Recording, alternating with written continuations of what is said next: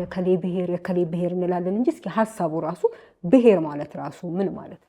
የትግራይ ህዝብ መገንጠል ይፈልጋል ይላሉ ፖለቲከኞች። እንዴት አወቃችሁ ነው የኔ ጥያቄ። እንደሆነ ማህበረሰብ ተበድለናል ወይም እቺ ሀገር ለኛ አትጠቅመንም፣ ስለዚህ ብንገነጠል ይሻለናል፣ እዚህ መሆናችን ጉዳት ነው እንጂ ጥቅም የለውም የሚሉ የሚያነሱትን እዛና እዛ እንሰማለን። በአንድ ብሔር ብቻ አይደለም ወይም ደግሞ በአንድ ክልል ብቻ አይደለም፣ በሁሉም መገንጠል በኢትዮጵያ ታሪክ ውስጥ ያለው ቦታ ምንድን ነው? ለምንድን ነው መገንጠል እንደ ጥያቄ ሆኖ እየቀረበ ያለው? አሁን ያለው የብሔር ግጭት በተለይ ይሄ ልዩነታችን ግጭቱን ስንመለከት የፖለቲከኞች ፈጠራ ነው ልንል የምንችለው ወይንስ ከታሪክ የመጣ ችግር ነው? ይሄ ህገ መንግስት የኛ አይደለም። በአንድ ቃል ይሄ ህገ መንግስት ኢትዮጵያዊ አይደለም፣ ባይዞ አይደለም።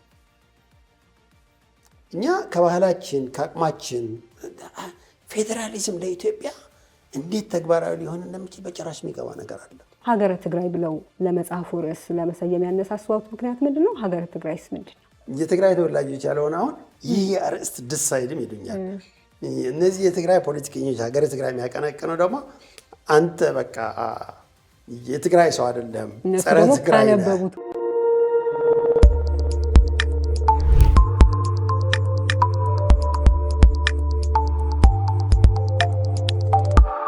ሰላም ጤና ይስጥልን። የተወደዳችሁ የፍትህ ለሀገሬ ፕሮግራም ተከታታዮች፣ ፍትህ ለሀገሬ የተሰኘው ሳምንታዊ ፕሮግራማችን እነሆ ጀምሯል። አዘጋጅቼ የማቀርብላችሁ እኔ ያተረፈ ነኝ። ዛሬ ከስቱዲዮ ውጪ የምንገኘው በአቶ ሙሉጌታ አረጋዊ ቤት ነው። አቶ ሙሉጌታ አረጋዊ የዛሬ የፍትህ ለሀገሬ እንግዳችን ናቸው። በፍትህ ለሀገሬ ዛሬ የምንወያየው ሀገረ ትግራይ በሚል ርዕስ የጻፉትን መጽሐፍ መነሻ በማድረግ የተለያዩ ጉዳዮችን አንስተን የምናወራ ይሆናል። አቶ ሙሉጌታ አረጋዊ ከዚህ ቀደም ዲቪ ሎተሪ፣ አብራክ፣ ህግ ሲዳኝ የተሰኙ መጽሐፎችን ጽፈዋል። ከዛም በተጨማሪ ደግሞ ሁላችሁም እንደምታስታውሱት በህግ አምላክ የተሰኘ የቴሌቪዥን ተከታታይ ድራማም ጽፈዋል እና በጣም አመሰግናለሁ እንግዳችን ለመሆንም ስለፈቀዱ ቤቶትም ስለጋበዙ።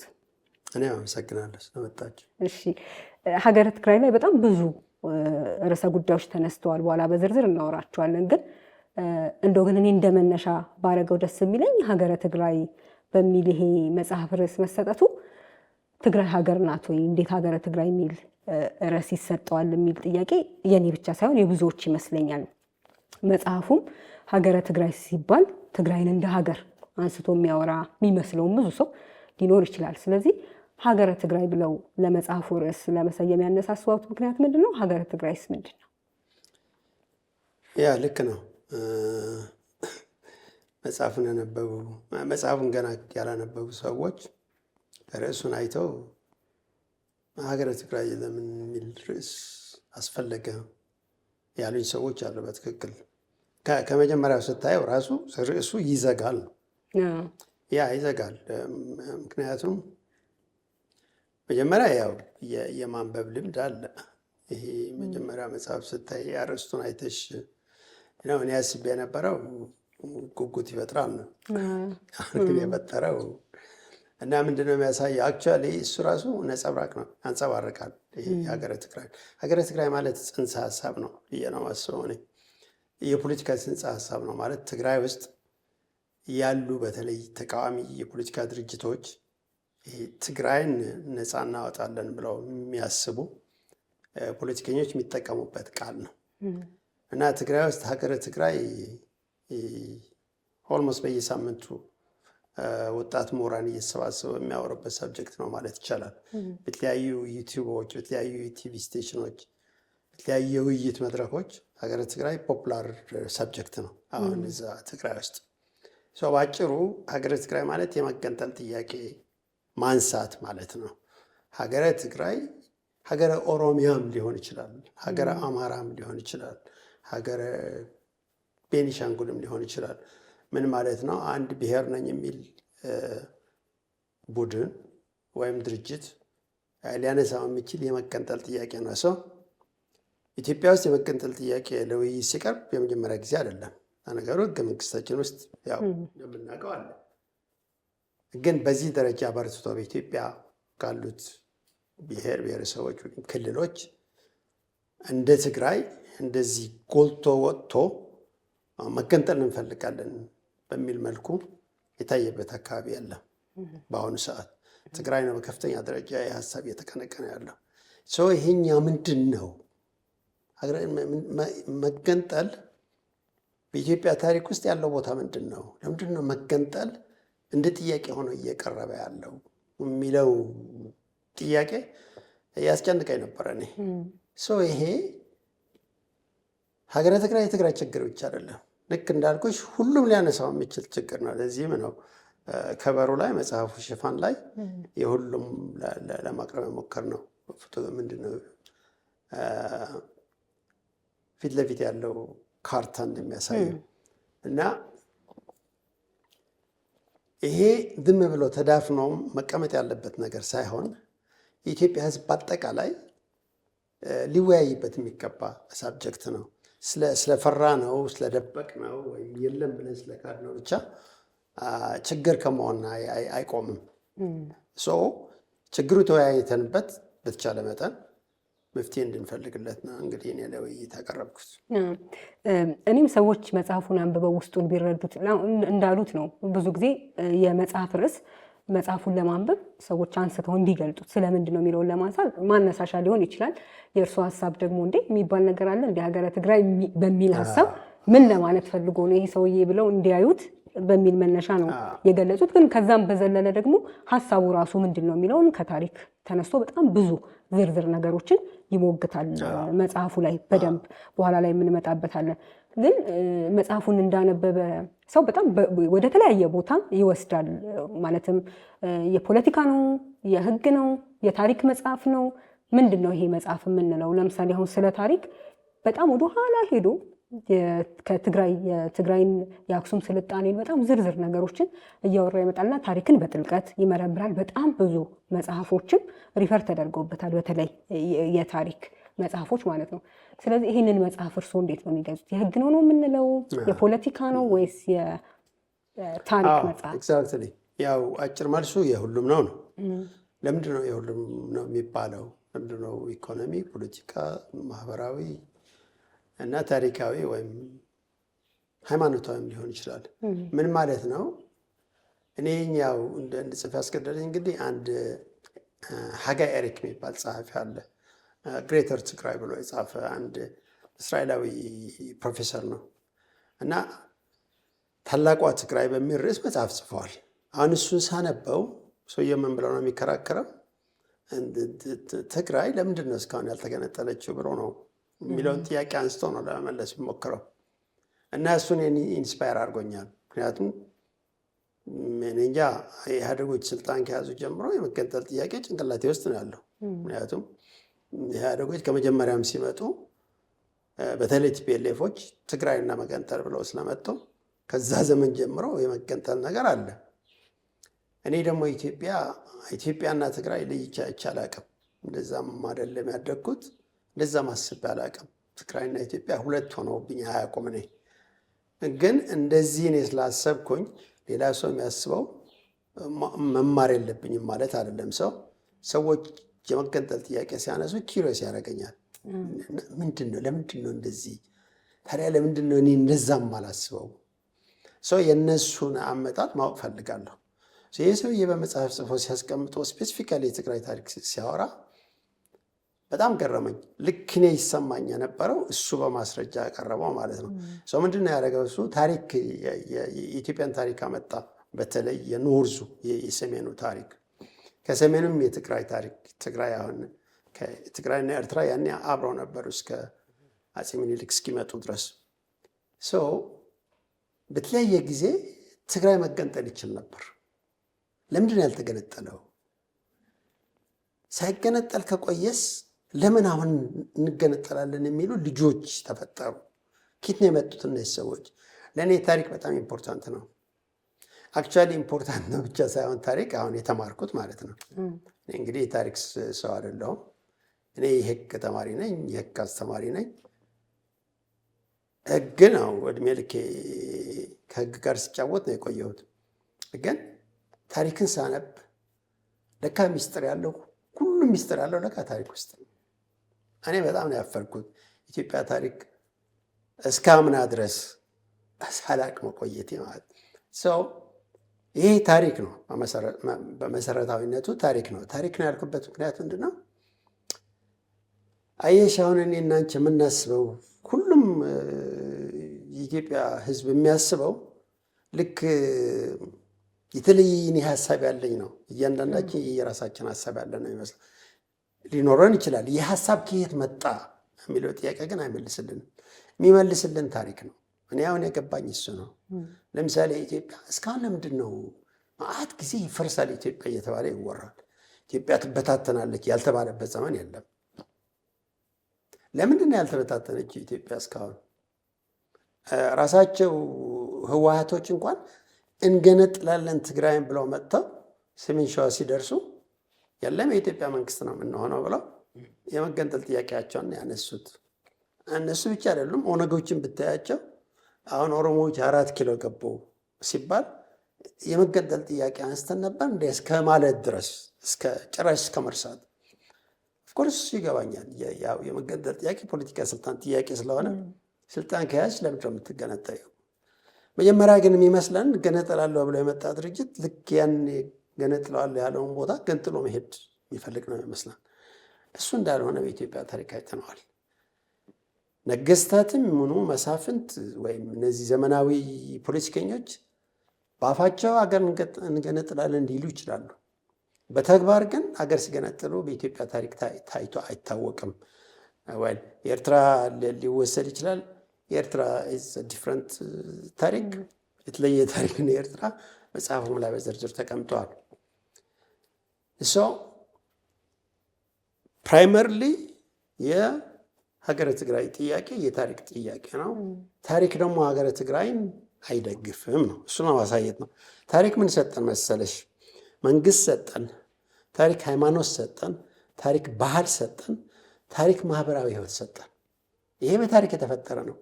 የኢትዮጵያ ህዝብ ለምንድን ነው አሁን ዛሬ ተቻችሎ እየኖረ ያለው? ኢትዮጵያ is a very unique country በዚህ ሪጋርድ። ይሄ አገሬ ስለሆነ ሳይሆን ማንም የመሰክረው ነው። ለምሳሌ ክርስትና ኢትዮጵያ ከገባ በኋላ የክርስቲያን ነገስታት ክርስቲያን ሲያስፋፉ ከሳውዲ አረቢያ የተሰደዱ ሙስሊሞች እስላም ሲፈጠር ማለት ነው ሲጀመር ተሳደው ወደ ኢትዮጵያ የገቡ ሙስሊሞች ነቢዩ መሐመድ የላኳቸው ማለት ነው። ሙስሊሞች ኢትዮጵያዊ ክርስቲያን ንጉስ ናቸው ተቀበሏቸው ብቻ ሳይሆን እንኳን በዘመኑ ዛሬም በሌለ ቶለራንስ የመቻቻል አቅም እዚህ መኖር ትችላላችሁ ብቻ ሳይሆን ሃይማኖታችሁ ማስፋፋት ትችላላችሁ። ሃይማኖታችሁን ቀይሩ አላሏችሁ። እንኳን ያኔ አሁንም ቢሆን ያንቺ ሃይማኖት ያልሆነ ሃይማኖት የሚከተል ወገን መጥቶ ኦኬ አገርሽ እንዳያጣብበው ነው የምትፈሪው። አሁን ይኸው የዓለም ታላላቅ ጦርነቶች የሃይማኖት ጦርነቶች ናቸው። ኢትዮጵያ በዚህ ዩኒክ የሆነ ታሪክ ያላት ናት። ያ ሁሉ ደግሞ የገባው በኖርዝ ነው፣ በሰሜን ነው የገባው። ክርስትናውም እስላሙም በሰሜን ነው የገባና ከዛ ጀምሮ ተስፋፍቶ ኢትዮጵያ ውስጥ አሁን የሙስሊሞችና የክርስቲያኖች ግንኙነት ይሄ የታሪካችን ውጤት ነው። እኛ የዛ ፕሮዳክት ነን፣ እናናውቀው እንችላለን። እና የምናስበው ነገር ነሰርሊ ከወላጆቻችን ወይም ነሰርሊ ከትምህርት ቤቶች ያገኘ ነው ሳይሆን ከታሪካችን ያገኘ ነው። ምክንያቱም ወላጆቻችን ይሁን ትምህርት ቤቶቻችን ራሳቸው ታሪክ አላቸው የራሳቸው። ታሪክ ኢዝ ሪሊ ክሪቲካል። የታሪክ ጥቅምም እዛ መጽሐፉ ላይ አስቀምጫለሁ። ታሪክን እንዴት ነው የተጠቀምኩት? እንደ ማስረጃ። ምክንያቱም የህግ ባለሙያ ነኝ። መጽሐፉን በህግ አይን ለማየት ነው የሞከርኩት፣ የኢትዮጵያን ታሪክ በህግ አይን እና በተለይ የመገንጠል ጥያቄ ደግሞ የህግም ጥያቄ ስለሆነ አክቹዋሊ በዋናነት የህግ ጥያቄ ነው ኢትዮጵያ ውስጥ። ያ የህግ ጥያቄ አየር ላይ መንጠልጠላችን፣ ህግ ራሱም አየር ላይ አይንጠለጠልም፣ መሰረት አለው እና ማህበራዊና ባህላዊ መሰረቱ ታሪክ ውስጥ ነው የምታገኘው። እና አይ ቲንክ አክቹዋሊ እኔ ሪኮመንድ የማደርገው የሀገራችንን ታሪክ ብናጠና ኢትስ ኢንክሬዲብል። በጣም በጣም የሚገርም ታሪክ ነው ያለ። ዝም ብሎ ጉራ አይደለም፣ በቃ ፋክቱ አለ። ለምንድን ነው እስካሁን አብረን ያለ ነው? ይህ ህዝብ ለመበታተን ያልተሞከረ ሙከራ የለም። ፖለቲከኞቻችን ሁሌ ልዩነታችን ላይ ነው የሚያተኩሩት። ያ ሁሉ የልዩነት ስራ ተሰርቶ ለምንድን ነው እስካሁን አብረን ያለ ነው? ታሪክ ለዚህ መልስ አለ። አሁን ግን ስለመለያየት ስለመገነጣጠል ወይም ደግሞ አንድ ክልል ልንለው እንችላለን ወይም ደግሞ የሆነ ኮሚኒቲ በቃ እኔ የራሴን ነው የምፈልገው መገንጠል ፈልጋለሁ ከዚህ ሀገር ሲባል የፖለቲከኞች ጥያቄ ብቻ ወይም ደግሞ ፖለቲከኞች ስልጣን ለመያዝ የሚያነሱት እንደ ምክንያት ህዝቡ ድጋፍ ለማግኘት ልንለው እንችላለን ወይም ደግሞ ተበድለሃል አሁን ያለው መንግስት እንደዚህ እያደረገ ነው ለማለት ብቻ ሳይሆን ራሱ ማህበረሰቡም ደግሞ ህዝቡም እንደ ህዝብ ደግሞ ፍላጎት ይኖረዋል ብዬ አስባለሁ። ለምሳሌ የፖለቲከኞች ጥያቄ ነው ብቻ ነው የምንል ከሆነ ፖለቲከኞች ነው ማለት ነው ህዝቡን ወደሚፈልገው እንዲሄድ የሚያደርገው ልንል ነው። ስለዚህ የመገንጠል ጥያቄ ወይም ሀገር እመሰርታለሁ ከዚች ሀገር ጋር አልቀጥልም የሚል በሙሉ በዛ ጊዜ የሚመራው ፖለቲከኛ ወይም ተቃዋሚ ልንለው እንችላለን የሚያመጣው ሀሳብ ነው ከዛ ህዝቡ ተከታይ ነው ልንል ነው። ግን ደግሞ እንደዛ የማይሆንበት አጋጣሚ እንዳለ ደግሞ የሚያሳየን ነገር አለ። ለምሳሌ እንደሆነ ማህበረሰብ ተበድለናል ወይም እቺ ሀገር ለኛ አትጠቅመንም ስለዚህ ብንገነጠል ይሻለናል እዚህ መሆናችን ጉዳት ነው እንጂ ጥቅም የለውም የሚሉ የሚያነሱትን እዛና እዛ እንሰማለን። በአንድ ብሔር ብቻ አይደለም ወይም ደግሞ በአንድ ክልል ብቻ አይደለም በሁሉም ልንለው በምንችል ሁኔታ ማለት ነው። ስለዚህ ሁልጊዜ ፖለቲከኞች ስልጣን ለማግኘት እንደ ምክንያት ወይም ደግሞ እንደ ሐሰተኛ ነገር ሰውን የነሱን ድጋፍ ለማግኘት እንዲጠቀሙ ለማድረግ የሚያደርጉት ነው ልንል እንችላለን ወይንስ የህዝብ ውስጥ ጥያቄ አይደለም? አሁን ለምሳሌ ፖለቲከኛው ራሱ የመገንጠልን ጥያቄ ቢተው ራሱ ህዝቡ ግን ይፈልገዋል ብለው የሚከራከሩ አሉ አይደል? መጽሐፉ ላይም እንደዛም አይነት ሐሳብ ስለነበር ማለት ነው። አመራሩ ትቼዋለሁ መገንጠሉን እንኳን ቢል ህዝቡ ግን ስለሚፈልገው እኛ ላንፈቅድለት እንችል ነበር የሚልም ከአንድ አመራር በወቅቱ የነበሩ ሲነሳ የነበረ ሳይት ተደርጎ ስለተመለከትኩኝ ማለት ነው። እኔ እንደማስበው ባይዘው እኔ የማስበው ሀሳብ ዝም ብሎ አስተያየት ነው እንጂ ነሰርሊ እኔ የማወራው እውነት ነው ማለት አይደለም። ካሉት የተለያዩ ሀሳቦች አንዱ እኔ የማስበው ብቻ ነው የማወራው። እኔ የኢትዮጵያ ችግር በዋናነት የፖለቲከኞች ችግር ነው ብዬ ነው የማስበው። የኢትዮጵያ ችግር ሊፈቱ የሚችሉትም ሊያጋግሉት የሚችሉት ፖለቲከኞች ናቸው ብዬ ነው የማስበው። ይሄ ማለት ግን የኢትዮጵያ ሕዝብ ከተጠያቂነት ያመልጣል ማለት አይደለም። ቀደም እንዳልኩት ሃይማኖት አለን፣ ባህል አለን፣ ማህበራዊ ህይወት አለን፣ ታሪክ አለን። ይሄ ታሪካችን የሰጠን ስነ ልቡና አለ፣ ይሄ አስተሳሰብ አለን። እንዴት ነው ዋየርድ ሆነዋል ጭንቅላታችን ዊር ኮንዲሽንድ። በታሪካችን በባህላችን የሆኑ ሰዎች ሆነን ተሰርተናል። እሱ ላይ ምርጫ የለንም። ለምሳሌ ድህነት በከፍተኛ ደረጃ አለ ኢትዮጵያ ውስጥ። ብዙ አልተማርንም እንደ ህዝብ ማለት ነው። የኢትዮጵያ ህዝብ በጣም የተማረ ህዝብ አይደለም። የኢትዮጵያ ህዝብ ሀብታም አይደለም፣ እየታገለ ነው የሚኖረው። እና የምትበይው ነገር የምታጭ ከሆነ እና ብዙ ተምረሽ በቀላሉ ነገሮች የሚገቡሽ ካልሆንሽ የትምህርት እድል ካላገኘሽ እንግዲህ አለመማርና ድህነት አንድ ላይ ሆነው እና እዛ ላይ ደግሞ ሃይማኖትን ጨምሪበት። የኢትዮጵያ ታሪክ የሚያሳየው ክብረ ነገሥት የሚባል ነገር ቤተክርስቲያንና መንግስት አንድ የሆኑበት ዶክሜንት ነው። እንግዲህ ምንድን ይሄ መንግስት በእግዚአብሔር ነው የተሾመው። ኦኬ የእግዚአብሔር ቃል ደግሞ የሚያሰራጨው ወይም የሚያስፋፋው ደግሞ ቤተክርስቲያን ነው። ኦኬ በቤተክርስቲያን በኩል ነው የእግዚአብሔር ቃል በትምህርት መልክ የሚሰጠው። እና መንግስትና ሃይማኖት አንድ ከሆኑ ምን ማለት ነው? እግዚአብሔርና መንግስት አንድ ሆኑ ማለት ነው። መንግስት የእግዚአብሔር ፈጠራ ነው ከተባለ አማኙ ህዝብ፣ ተከታይ ሃይማኖተኛው ህዝብ ምንድነው ሊያደርግ የሚችለው?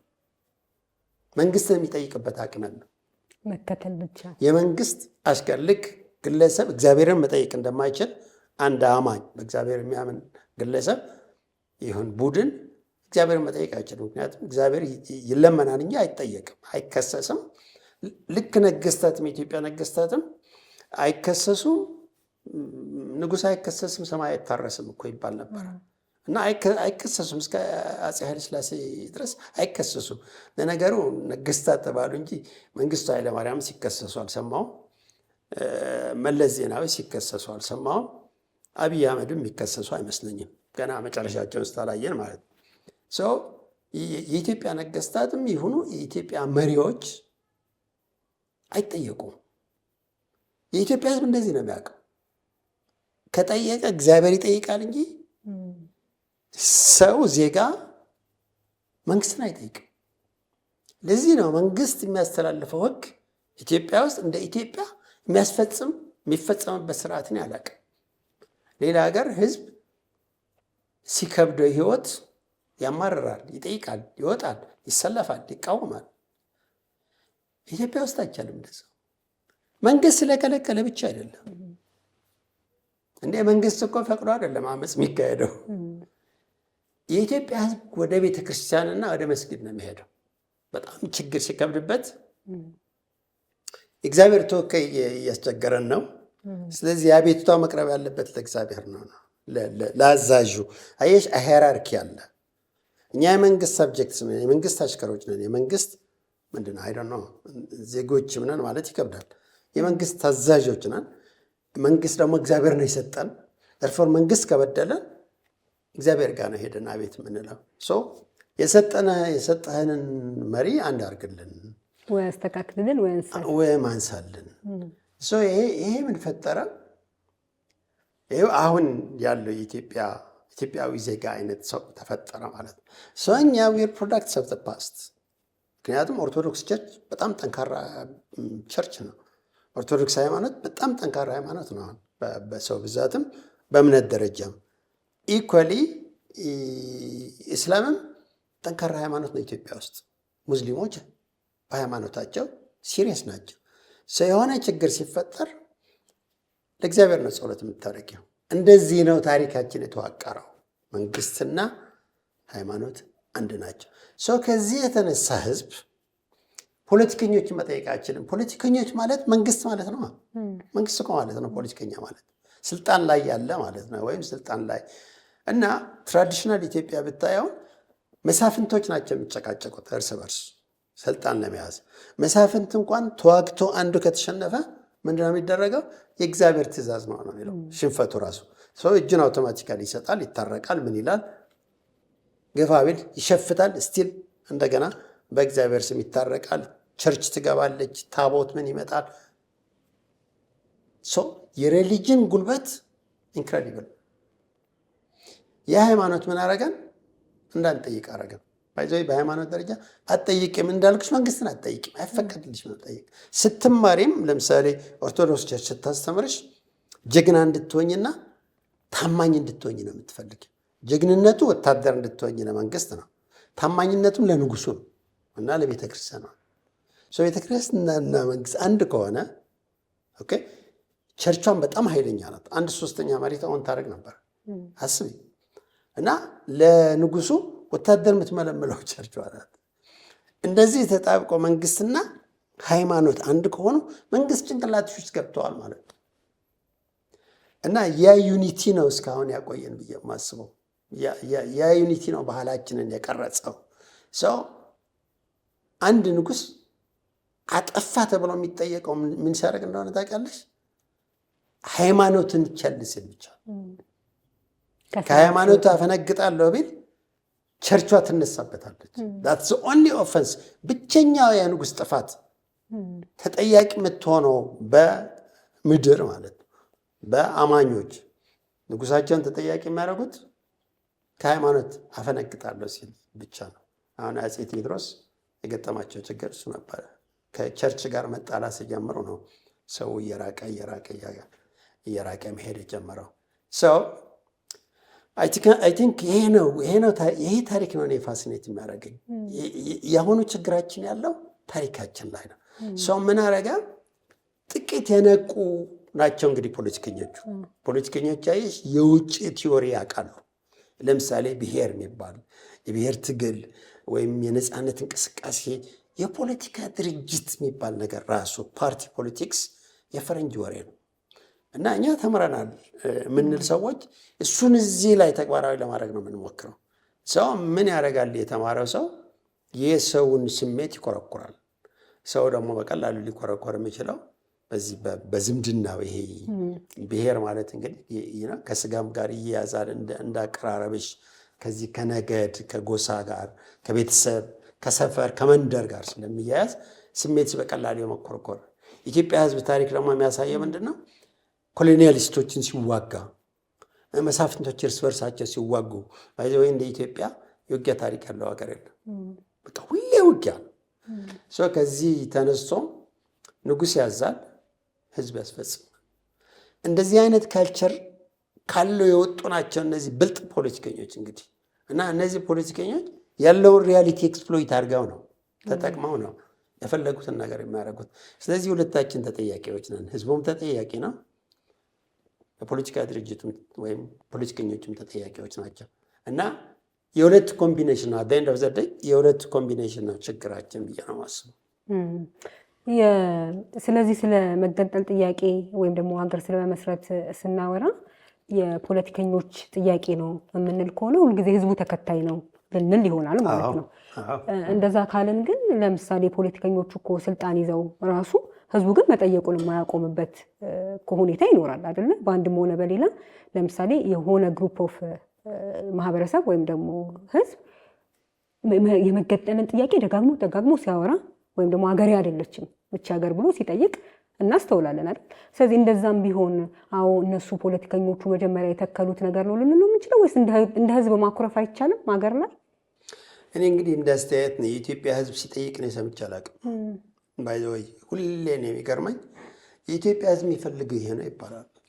እኔ እንዴት እሱ እንደታወቀ አላውቅም። የኢትዮጵያ ህዝብ ፍላጎት እንዴት ነው የሚታወቀው? የኢትዮጵያ ህዝብ ይፈልጋል ብዬ የማስበው እኔ ብለሽ ብታወሪ ይገባኛል። ኦኬ ለምሳሌ የኢትዮጵያ ህዝብ ሰላም ይፈልጋል ብዬ አስባለሁ ማለት ነው እንጂ ሰላም እንደሚፈልግ እንኳን አናውቅም። ምንም ማስረጃ አለ? ግን ምንድነው የሰው ልጆች ስለሆን ሰላም እንፈልጋለን ከሚል ትንሻለ።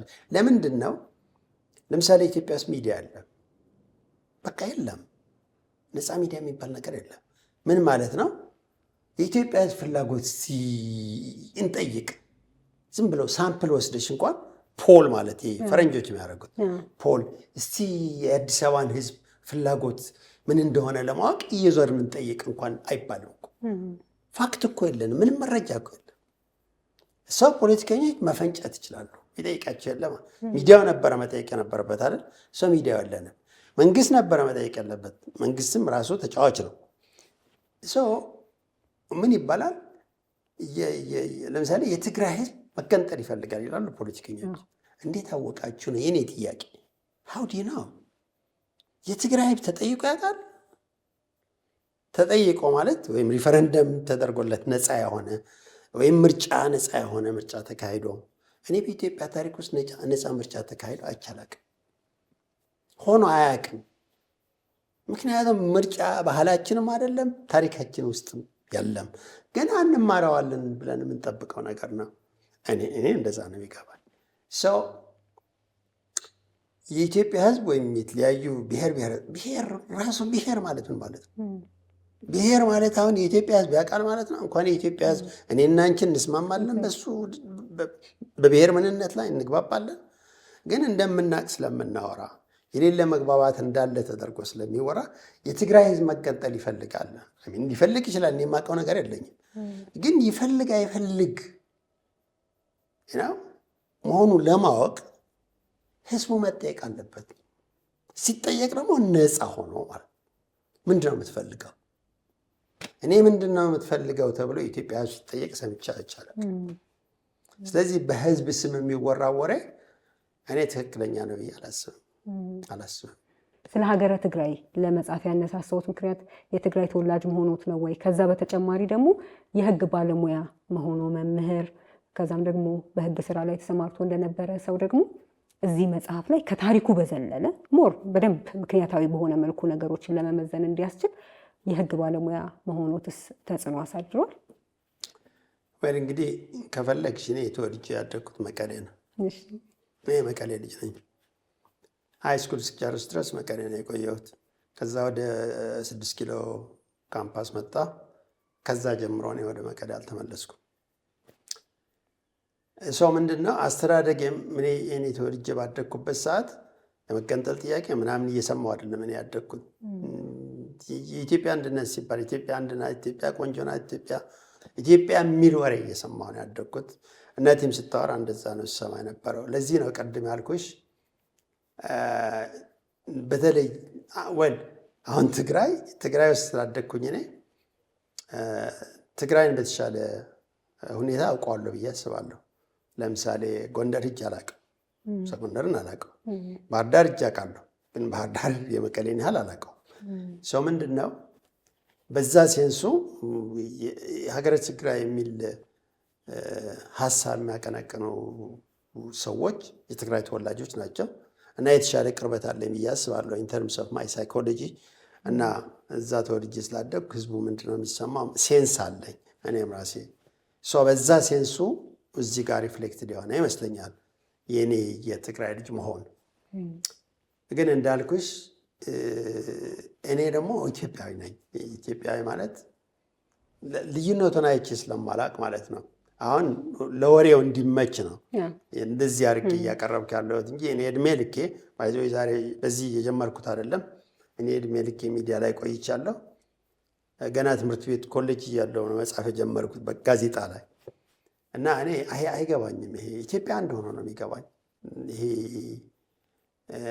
አንድ ማለት ያው የቋንቋ የባህል የምናምን ዳይቨርሲቲ የለም ማለት ሳይሆን እኔ ፊል የማደርገው ኢትዮጵያ ስሜቱ ኢትዮጵያዊ ነው ያለኝ። እሱ ማለት ይሄ ትግሬነት አይሰማኝም እያልኩ አይደለም። ኦፍኮርስ እሱም ይሰማኛል። እሱ ብቻ አይደለም ባይዘው መጨረሻ ያለውም እኔ ሰፈሬ ሁላ ያደግኩበት ሰፈር እስካሁን በጣም ነው የሚናፍቀኝ እና ይሰማኛል፣ ወደዋለሁ። ግን እኔ የትግራይ ልጅ ብቻ ሳልሆን የኢትዮጵያ ልጅ ብቻ ሳይሆን ማአት ነገር ነኝ ከዛም በላይ ማለት ነው። ለምሳሌ 20 ዓመትን ያሳለፍኩት አሜሪካ፣ በዛ ሴንሱ እኔ አሜሪካዊ ነኝ ብዬ አስባለሁ። የ20 ዓመት ያሳለፍኩት አሜሪካስ ምን ልበለው? እሱም እኮ ቀርጾኛል፣ እሱም ሰው አድርጎኛል እኮ፣ እሱም ኮንትሪቢዩት አድርገዋል። እኔ ሎየር ነኝ። ሎየር ሆኜ ስሰራ የህግ ባለሙያ ህግ ስከራከር ነው ያልኩት። ህግ የእኔ ማንነት አካል ነው። እኔ ወንድም አለኝ፣ እኔ እህት አለኝ፣ እኔ ነው ማአት ነገር ነኝ። ማልቲፕል አይደንቲቲ ያለኝ ብዬ ነው ማስበው። ብዙ ነገር ነኝ ብዬ ነው ማስበው። እና ይሄን ለመጻፍ የገፋፋኝ እንዳልኩሽ ይበልጥ አደገኛ ስለሆነ ነው። በኢትዮጵያ አሁን ቱዴይ ኢትዮጵያ የመገንጠል ጥያቄ ቅርብ ነው ብዬ የማስበው ትግራይ ውስጥ ነው። ፕሮብሌሙ በጣም ጎልቶ ያለው እዛ ነው። ለምሳሌ ትናንት የምርጫ ቀን ነው አይደለ? ትግራይ ውስጥ ምርጫ ተደረገ። ትግራይ ኦልሞስት ከኢትዮጵያ ወጥተዋል። ይሄ ምንም የሚሸፋፍነው ነገር የለም። ሲሪየስ ፕሮብሌም ሆኖ ያለው ወደ እውነት እየተጠጋ ያለው አሁን ትግራይ ነው። ትግራይ ዛሬ ይገነጠላለሁ ቢል ምን እንደሚፈጠር አላውቅም። እና ይሄም ከመገመት ነው። ይሄ እንግዲህ አምናን ምንድነው ከ4 ወር በፊት ነው የወጣ። ይሄ ግን ከአምና ጀምረው ነው ማንበብ የጀመርኩት ከውጊያው በኋላ ማለት ነው፣ ከትግራይ ጦርነት በኋላ። የትግራይ ጦርነት ተጽዕኖ ፈጥሮብኛል ነው ምን ሊያመጣ እንደሚችል፣ ወዴት ሊሄድ እንደሚችል። ከዛ ተነስተሽ ደግሞ ኦሮሚያም ውጊያ አለ። ኦኬ ኦሮሚያም የኦሮሞ ጉዳይ ያስጨንቀናል የሚሉ ድርጅቶች አሉ። ለእነሱም ይሄ ቅርብ ነው። ሀገረ ኦሮሚያ የመፍጠር ብዙ ጊዜ ተብለዋል። አማራም አሁን እንዲያው በዛ ስሜት አማራ የሚል ስሜት እየሄደ ነው። ዘርፈር ወዴት ነው እየሄድን ያለ ነው? ለዚህ ነው አየሽ እዚህ ጋር ያለው ይኸው ስንጥቅጥቆ ወጥተዋል። ይሄ መሰነጣጠቅ ደግሞ መጨረሻ የሌለው ነገር ኢትስ ኖት ላይክ አሁን ስንት ክልል ነው ያለው? ለምሳሌ 12 ክልል ካለ ዛሬ 12 ብቻ ሆነን እንኳን አንቀርም። ክልሎችም እንደገና ፋርዘር ይሰነጣጠቃሉ። ይሄ የትግራይ ሆኖ ቀረበ እንጂ አሁን እሱ ጎልቶ ስለወጣ ችግሩ ቅርብ ስለሆነ ለኮንሲደሬሽን አዘርዋይስ እያንዳንዱ ክልል እያንዳንዱ አውራጃ ወረዳ ውስጥ ያለ ችግር ነው ብዬ ነው። ለምሳሌ ስልጤ፣ ቅማንት ብሔሮችን በሉን ብለው ለፌዴሬሽን ምክር ቤት አቅርበዋል። ያን ተብለዋል። ብሔር ናቸው ተብለዋል። ብሔር ነች ተባልሽ ማለት ቅማንት መገንጠል ይችላል ማለት ነው። አስቢ 80 ቋንቋ አለ ኢትዮጵያ ውስጥ። በ80 ቋንቋ ልክ መገነጣጠል ከሆነ ይሄ ሀገር 80 ሀገር ይሆናል ማለት ነው። እንዴት ነው 80 ሀገር መኖር የሚችለው? ሲሪየስ ፕሮብሌም አለ ማለት ነው። እና እሱ አሁን ሀገረ ትግራይ ጎልቶ ስለወጣ ችግሩ አሁን ካላወራንበት ኦኬ ዝም ብለን በቃ እየካድን ማለት ነው። ምክንያቱም ደስ ስለማይል ስሜቱ ልክ ቅድም እንደተባለው ጓደኞቼ ነግረውኛል። ሀገረ ትግራይ የሚል አርዕስት በጣም ደስ አይልም። በጣም የምቀርባቸው ጓደኞቼ እና እኔ አሁን ሁለቱንም ነው ያጣሁት። የትግራይ ተወላጆች ያልሆነ አሁን ይህ አርዕስት ደስ አይልም ይሉኛል። እነዚህ የትግራይ ፖለቲከኞች ሀገረ ትግራይ የሚያቀነቅነው ደግሞ አንተ በቃ የትግራይ ሰው አይደለም፣ ጸረ ትግራይ እና ከሁሉም ያጣው ሆኛለሁ። ለነገሩ በአንድ በኩል ግን ሁለቱም አንበው እኔ እንዳሰብኩት ብንነጋገርበት፣ ምክንያቱም እስካሁን ስሜት ብቻ ነው እያየን ያለ ነው እንጂ ሰከን ያለ ምክንያታዊ ውይይት አይደለም የተካሄደ ያለው እና እኔ የፈለገው በባል ችግር አይደለም። ራሴን አጋልጬ ሰጥቻለሁ። ስለዚህ ለወቀሳ የተዘጋጀው ነኝ። ዲፌንድ ማድረግ አይመስለኝም። ግን ምንድነው እየሆነ ያለው ምንድነው እየተወራ ያለው ተብሎ ይሄ መጽሐፍ ቢታይና ቁም ነገሩ ቢተች እንጂ ገና ለገና ሁለቱም ወገን በቃሉ ብቻ እንዴ በተለይ የተማረ ሰው እኮ ምንድነው የሀገረ ትግራይ አስቀያሚ ነው ብሎ ሲጥል በጣም ይከብዳል። በጣም ነው የሚከብዱ። ይሄ ችግራችን ነው፣ በቃ ችግራችን ነው፣ የኢትዮጵያ ችግር ነው። ኢግኖር ካረግነው በቃ እኛ ራሳችንን አደጋ ውስጥ እየጨመርን ነው። ልክ በቃ እንደ ጎርፍ እየተሳሳቅን እንሄድ ነው ማለት ነው። አይ ቲንክ እሱ ለማለት ነው። እኔ በግል ስለጨነቀኝ ነው እኔ ያቀረብኩት። ከዚህ በፊትም እኮ በአብራክ ላይ ያቀረብኩት እሱ እኮ ነው። የብሔር ፖለቲካ የት ነው ይወስዳል? ልክ እንደተባለው የት እንደወሰደን እያየን ነው። እንዴት 600,000 ሰው አልቆ ቢያንስ ማለት ነው በትግራይ ጦርነት 600,000 እንዴት እሱን እንረሳዋለን? አሁንም እንደገና ሊጀመር ይችላል ጦርነት። እንዴት ነው ዝም ብለን እያየን ያለ ነው? እንዴት ለውይይት አይቀርብም? ምን ነው ዝም አለ?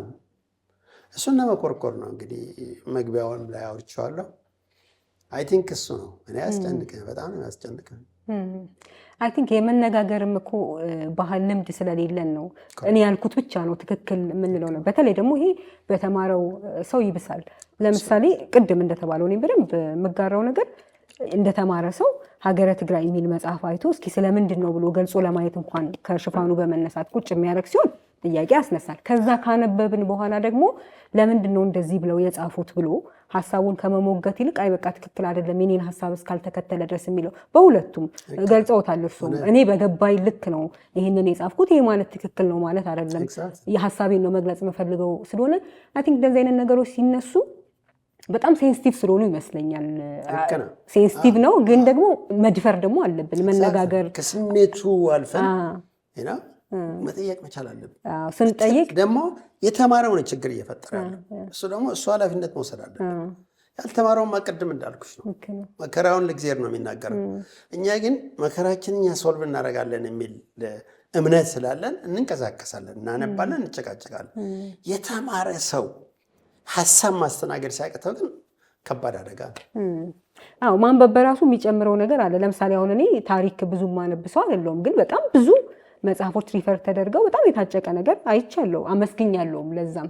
ምክንያቱም ያን ሁሉ ነገር ሪፈር አድርጎ ከዛ በዚህ መጽሐፍ ማቅረብ መቻል በጣም ደግነት ያየሁበት ነው ብያለሁ። ሌሎችም ደግሞ ሶሻል ሚዲያ ላይ ይህንን ሲጽፉ አይቻለሁ። በሀሳብ መስማማት አለመስማማት ሌላ ጉዳይ ሊሆን ይችላል፣ ግን ነገሩን ማወቅ በራሱ ግን እንደዚህም አይነት ነገር አለን እንዴ ብሎ ደግሞ ሞር እርስዎ ከሰሩት ደግሞ የተሻለ ለመስራት ደግሞ ጥረት የሚያደርግ ሰው ቢፈጥር ደስ ይል ነበረ። ሀሳቡም እሱ ስለነበር እንግዲህ በጊዜ ሂደት ሰዎች እያነበቡት እየተነጋገሩበት የተሻለ ይዳብራል ብዬ አስባለሁ። ግን አሁን ስለ ብሔር ቅድም ሲያወሩልን ስለነበረ ብሔር ማለት ራሱ ምን ማለት ነው የሚለውን ነገር ብንነጋገር ደስ ይለኛል። መጽሐፉ ላይ ስለ ብሔር ወጥ የሆነ ትርጉም የለም። ከሌ እንደዚህ ይላል፣ የውጭ ጸሐፊዎችን ከሌ እንደዚህ ይላል፣ ከዛ የተወሰደው ከዚህ ነው። በተለይ ደግሞ ይሄ ብሔር የሚለው የብሔር ፖለቲካ የሚለው ነገር ሲመጣ ራሱ የተቀመጠው ነገር ራሱ ትክክል አይደለም የሚል አጨቃጫቂ ነገሮችን መጽሐፍ ውስጥ አይተናል። ስለዚህ ዝም ብለን አሁን የከሌ ብሔር እንላለን እንጂ እስኪ ሀሳቡ ራሱ ብሔር ማለት ራሱ ምን ማለት ነው? መጀመሪያ ብሔር የሚለው ሁሉም የተስማማበት ትርጉም ያለው ቃል አይደለም። በኢትዮጵያ ብቻ ሳይሆን የትም ሀገር ብሔር ማለት ይሄ ነው ብሎ መጀመሪያ ፖለቲከኞችና የህግ ሰዎች የተለያየ ነገር ነው ያላቸው። ህግ ብሔር ማለት ምንድን ነው የሚለው መመለስ ካለበት ትርጉም ነው የሚሰጠው። ትርጉም ይሰጣል፣ ታሰረ ማለት ነው። በትርጉሙ ልክ ህገ መንግስት ውስጥ እንዳለው ማለት ነው። የፖለቲካ ሰዎች ደግሞ ፖለቲካሊ የሚጠቅማቸውን ዴፊኒሽን ነው ወይም ትርጉም ነው የሚሰጡት። ከዛ ሶሲዮሎጂስቶች፣ ከዛ ሂስቶሪያንስ፣ ከዛ አንትሮፖሎጂ የተለያዩ የትምህርት ዲስፕሊኖች የተለያየ አፕሮች ሊኖራቸው ይችላል። የተለያዩ ጸሐፎች የተለያየ ትርጉም ነው የሰጡት።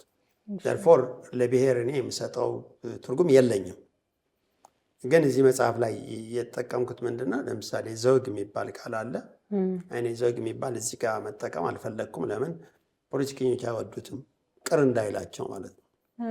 ሁሉም ፖለቲከኛ የብሔር ድርጅት ነኝ ነው የሚለው። የዘውግ ድርጅት ነኝ ወይም የጎሳ ድርጅት ነኝ አይልም፣ ወይም የብሔረሰብ ድርጅት ነኝ ስለማይል በሚወዱት በቃ በአንድ ቃል ብቻ ልጠቀም ብዬ ብሔር በሚለው ነው የተጠቀምኩት። ብሔር እንግዲህ ሁሉም ሰው የሚያውቅ ነው የሚመስለው ብሔር ምን እንደሆነ፣ እኔ ጨምሮ ማለት ነው። እኔ ራሴ አላውቅም ብሔር ማለት ምን እንደሆነ። ለዚህ ነው ሁላችንም ብሔር ለምን መንግስት ነገረና የኢትዮጵያ የብሔር ብሔረሰቦች ሀገር ናት ተብሎ በፖለቲከኞች ተነገረን።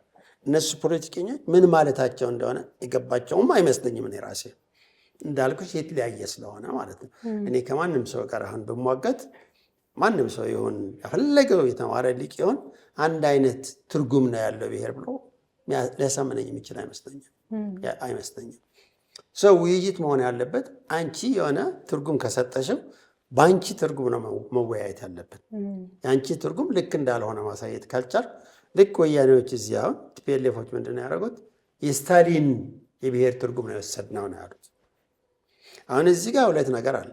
መጀመሪያ ስታሊን ብሔር ብሎ ያስቀመጠው ራሱ ልክ ነው ወይ? መጀመሪያ በዛ ልትጨቃጨቅ ትችላለች። ቀጥሎ ህወሓቶች በትክክል ነው ወይ የስታሊንን ዴፊኒሽን ስራ ላይ ያዋሉት? በሱ ልትጨቃጨቅ ትችላለች። እኔ ስታሊን መጀመሪያ ለፖለቲካ ስራ ነው የተጠቀመበት ራሻ በነበረው ሪያሊቲ እና እሱ ማይፈልጋቸው ብሔር አይደሉም ብሏቸዋል። የሚፈልጋቸው ደግሞ ብሔር ናቸው ብሏቸዋል። ሰው የፖለቲካ መሳሪያ አድርጎ ነው የተጠቀመበት ራሱ ሲጽፈው ምንድነው የብሔር ጥያቄ በሚል መጽሐፍ ሲጽፍ። ከዛ ቲፒኤልኤፎች ደግሞ ሲያመጡት ይታይ ስታሊን ምን ይላል? ራሽያም ጆርጂያም ብሔር አይደሉም ነው የሚለው። አስብ፣ በዛ ሰዓት እኮ ከሰለጠነው 5 የዓለም ሀገሮች አንዷ ራሽያ ነበረች በ1913 መጽሐፉ ሲጻፍ ማለት ነው። ከዛ በ1960ዎቹ ቲፒኤልኤፎች ጫካ ሲገቡ እና ማኒፌስቶ ሲጽፉ ምን አሉ? ትግራይ ብሔር ናት አሉ። እና ይታያሽ እንግዲህ በራሽያና በትግራይ መካከል ያለው የእድገት ደረጃ ሰው እንዴት አወቃችሁ? እንዴት ብሔር ሆነች ሲባል የስታሊን ትርጉም ወስደን የስታሊን 5 ነጥቦች እናሟላለን አሉ። ይሄ በዝርዝር መጽሐፍ ውስጥ ተቀምጠዋል። ግን ትግራይ ብቻ ሳትሆን ኢትዮጵያ ውስጥ ያሉ ብሔር ነን የሚሉ ብሔረሰብ ነን የሚሉ የስታሊን የብሔር ዴፊኒሽን አያሟሉ። ምክንያቱም ስታሊን ምንድነው የሚለው? ከካፒታሊዝም እድገት ጋር ነው ብሔር የሚመጣው ነው የሚለው።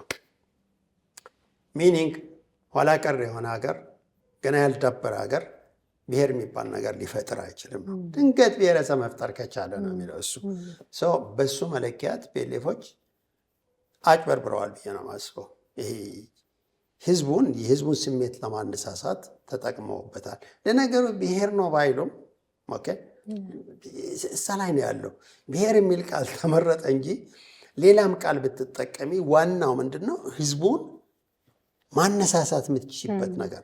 ለምሳሌ የተለየ ታሪክ አለን ብለሽ ብትነሽ የትግራይ ህዝብ አንተ እኮ የተለየ ታሪክ ነው ያለ ተብሎ አንተ እኮ የተለየ ባህል ነው ያለ ባይዛዊ ብሔር ማለትም እሱ ታሪክ፣ ባህል፣ ቋንቋ ምን እና የሚለይሽ ነገር መፈለግ ብቻ ነው። እሱ የሚለይሽ ነገር ደግሞ አሪፍ ነው አድርገሽ ማቅረብ ነው። አሪፍ ነው ግን አሪፍ ሆኖ እንዳይቀጥል ወይም አሪፍ ሆኖ እንዳያድግ እከሌን አፍኖሃል። ደርፎር አፈናው ቢነሳ እኮ አንተ ትመነደጋለህ፣ አንተ ትልቅ ትሆናለህ ነው። ሰው እንደዛ ብለሽው ማይነቀነቅ ሰው የለም። የትግራይ ህዝብ ብቻ አይደለም፣ የትኛውም ህዝብ ሊነቀነቅ ይችላል። እንደየሁኔታው ልዩነቶች ይኖራሉ። ምክንያቱም በመሀላችንም ዳይቨርስ ስለሆን ልዩነቶች ስላሉ። አዘርዋይስ የብሔር ፖለቲካ ምንድነው? ከስሜትሽ ጋር ስለሚያያዝ ነው። እስከ ከደምሽ ጋር እስከማያያዝ ድረስ ይሄዳል። አሁን ሲነገር እንሰማለን እኮ አይደል? የዘር እከሌ ዘረኛ ነው ይባላል። ትግሬ አማራ ስላለ ማለት ነው። ሰው ከዘር ጋር ካያያዝሽው ወደ ደም ልትወስጂው ነው ማለት ነው። የአጥንትና የስጋ ሊሆን ነው። እንደዛ ከሆነ ደግሞ ፈንዳሜንታሊ ሲሪየስ ዲፍረንስ ተፈጠረ ማለት ነው። ምክንያቱም ጭንቅላታችን ውስጥ የዘር ልዩነት ሲባል ከባድ ነው። ሰው ታከብጀዋለች ማለት ነው። እርቅና መቀራረብ እንዳይኖር ነው፣ ማራቅ ነው ዋናው። እዛ ላይ ነው እንግዲህ ፖለቲከኞቹ ስራ የሚሰሩት። ከዛ በኋላ ወደ ህገ መንግስት ውስጥ ሲመጣ የተሰጠው ትርጉም እውነት እንደተነሱበት ነው ወይንስ ምን ይዘት ኖሮት? ህገ መንግስት ደግሞ ሌላ ነው። ለምሳሌ የማንነት ጥያቄ አላነሳም ስታሊን። ህገ መንግስት ላይ የማንነት የሚል አለ። ሌላ ደግሞ እሱ ሰው ህገ መንግስት ላይ ያለው የብሔር ትርጉም ከስታሊን የተወሰደ ነው ብሎም የሚጨቃጨቁ ጸሐፊዎች አሉ። ግን እሱም ልክ አይደለም ብዬ ነው የማስበው። ለምን እንደሆነ መጽሐፉ ላይ እኔ በዝርዝር አስቀምጫለሁ። ኢትዮጵያ ብሔር ናት ብዬ ላስብ ይችላለሁ። ብሔር ናት ማለት ኢትዮጵያ ለኔ ሀሳብ ናት፣ ኢትዮጵያ ለኔ ስሜት ናት አለ። ለምሳሌ ጥሩነሽ ዲባባ ስትሮጥ እኔ ሰውነቴ ነው የሚነቀነቅ። በቃ ልክ በቃ አይ ቲንክ ሁሉም ሰው የሚሰማው ስሜት ነው። አሁን በቀደም አርሰናል አሸነፈ ተብለው ከተማው እንዴት እንደሆነ አይተናል። እነዚህ ልጆች ዝም ብለው ናቸው ማለት ከባድ ነው። አሚን ስሜቱ አላቸው። በጣም ተነክተዋል፣ ተደስተዋል። ሰው ብትጠይቂው አንዱን ወጣት ወስደሽ ለምንድን ነው ሁሉ እየፈነደቅ ያለው ብትይው ምንድን ነው የሚልሽ? I don't think he will be able to express it. ሊገልጸው የሚችል ነገር አይመስለኝም። ኢትዮጵያ ኳስ ተጫውታ አሸነፈች ቢባል በጣም ደስ ይልሻል። ለምንድን ነው ደስ የሚልሽ? ለእኔ እሱ ስሜት ነው። ለእኔ ኢትዮጵያዊነት እሱ ነው። ለምንድን ነው አድዋን ስታወሪ ኮራ የምትይው? ዋይ ለምን መኩራት እንዳለብሽ አታውቂው። ታውቂዋለሽ ብዬ አላስብም። ምን አላውቀውም፣ ግን በቃ ደስ ይላል። ያ ደስታ ምንድን ነው? ለእኔ ያ ደስታ ስሜት ነው እንጂ ብሔር ማለት ነሰርሊ ቋንቋ ወይም ባህል ወይም ጂኦግራፊ ወይም ታሪክ ምናምን ማለት አለ። ምክንያቱም ታሪኩንም ሳላቅ ጂኦግራፊንም ሳላቅ ባህሉንም ሳላቅ የዚህ ብሔር አባል ነኝ ማለት ይችላሉ። ማለት እኮ ይቻላል። የትግራይ ባህል ወይም ቋንቋ እኮ ማወቅ ያለብሽም እኔ የትግራይ ብሔርተኛ ነኝ ለማለት ምን ያስፈልጋል? እናትሽ ነግረውሽ ሊሆኑ ይችላል እኮ ድንገት። እኔ አሁን ፈረንጅ ሀገር እየታየ ያለው እሱ አንዱ ክስተት በጣም የሚገርመኝ እሱ ነው። ኢትዮጵያ ውስጥ መጥተው የማያውቁ ወጣቶች ወይም እኔ ትግራዋይ ነኝ ይላል ወይም እኔ ኦሮሞ ነኝ ወይም እና ትግራይ ሄደህ ታውቃለህ? አላውቅም። ቋንቋውን ትናገራለህ? አልናገርም። ባህሉን ታውቃለህ? አላውቅም። ግን አይ ነው እናቴ ከዛ ናት ይልሻል። እና በምንድን ነው የተገናኛችሁት? ደም ነው ነገር? ኦፍኮርስ ደም አይደለም። የአማራና የትግሬ ደም የተለያየ መሆኑ ያረጋገጠ ምንም ነገር የለም። የተለያየም አይመስለኝም። ሰው ምንድን ነው ታዲያ? ቅድም ያልኩሽ የተሰራ ስሪታችን ነው እሱ። ይሄ ታሪካችን፣ ባህላችን፣ ሃይማኖታችን፣ ቤተሰብ፣ መንደር ምን ስታድጊ የምታልፊ ሚሊዮን ፕሮሰስ አለ። ማታቂውም የምታቂው የዛ ሪፍሌክሽን ነው። ሰው ብሔረተኝነት ለእኔ ስሜት ነው ብዬ ነው የማስበው። ሰው በኢትዮጵያዊነትሽ የሚሰማሽ ነገር አለ አይደና፣ በትግራዋይነትሽ ወይም በአማራነትሽም ሊሰማሽ የሚችል ነገር ይኖራል። በሰፈርተኝነትሽ ይሰማሻል። መንደሬ፣ ትምህርት ቤቴ ምን ትያለሽ? ኢትስ ኦኬ ስሜት ምንም ማለት አይደለም። እንደሱ አይነት አሁን እኮ ሰው እየተሳቀቀ ነው። ትግራዋይ ነኝ አማራ ወይም ኦሮሞ ነኝ ለማለት የሚሳቀቅ ሰው ሲያጋጥምሽ፣ አሁን እኔ በጣም የሚጮሁ ሰዎች ያሳቀውኛል። ይሄ በብሔራቸው ኮርቶ ምን ብለው በቃ መንግስት ስግቶ እንጨፍራለን ምናምን የሚሉ ዋው ግን ሜን ከማን እና ቢጫወቱ ቢያወሩ ነሰሰር ሊያውቀውት አይደለም ነው። በቃ ስሜት ነው ተፈነደቁ ነው። ልክ አሁን ይሄ ልክ ፖዚቲቭሊ እንደምናነሳ ሁሉ ለምሳሌ አሁን ቅድም በገለጹት በጣም ሁላችንንም እንደ ኢትዮጵያ የሚያስማማን ለምሳሌ ኳስ ስናይ ሀገራችንን ማለት ነው፣ ሩጫ ስናይ ሀገራችን ልጆች ሲሮጡ ስናይ የሚሰማን ስሜት ከየት እንደመጣ እናውቀውም፣ ያው የኛ ብለን ስለምናስብ ማለት ነው። ልክ ደግሞ ወደ ቅድም ያው ትርጉሙን ኮንትሮቨርሻል መሆኑን እንደተጠበቀ ሆኖ ስለ ብሔር አማራ መሆን ስለ ትግሬ መሆን ስለ ኦሮሞ መሆን ስናወራ ፖዚቲቭሊ ስናየው ምናልባት ሊቆረቆረል ይችላል። እሱም ጤነኛ ነው ብዬ ነው የማስበው። ችግሩ የሚመጣ የሚመስለኝ ለምሳሌ አንድ የትግራዋይ ሰው ከአማራ ጋር ያለውን ነገር ሲያመጣ ታሪክን ወደ ኋላ አይቶ ወይም የተነገረው ቅድም የተሰራብን ሲሉ የነበረው ልክ እንደ ጠላት መታየቱ ላይ ፖዚቲቭሊ እንደምናየው ሁሉ የኔ ብለን የምናስበው ነገር ሌላውን እነሱ ብለን ወይም የኛ አካል እንዳልሆኑ አድርገን ማየት ስንጀምር ይመስለኛል በጣም ትልቁ ችግር የሚመጣው ማለት ነው። ስለዚህ እስኪ ወደ ህጉ ደግሞ እንምጣና በህግ አይን ዜግነት ይቀድማል ወይንስ ማንነት? well I think so obvious ነው። ዜግነት እኮ የቅርብ ጊዜ ወሬ ነው። ምንሽ 18ኛ ክፍለ ዘመን ወዲህ ነው ከካፒታሊዝም እድገት ጋር የመጣ ነው። ማንነት ግን ሚሊየንስ ኦፍ ይርስ ሊሆን ይችላል።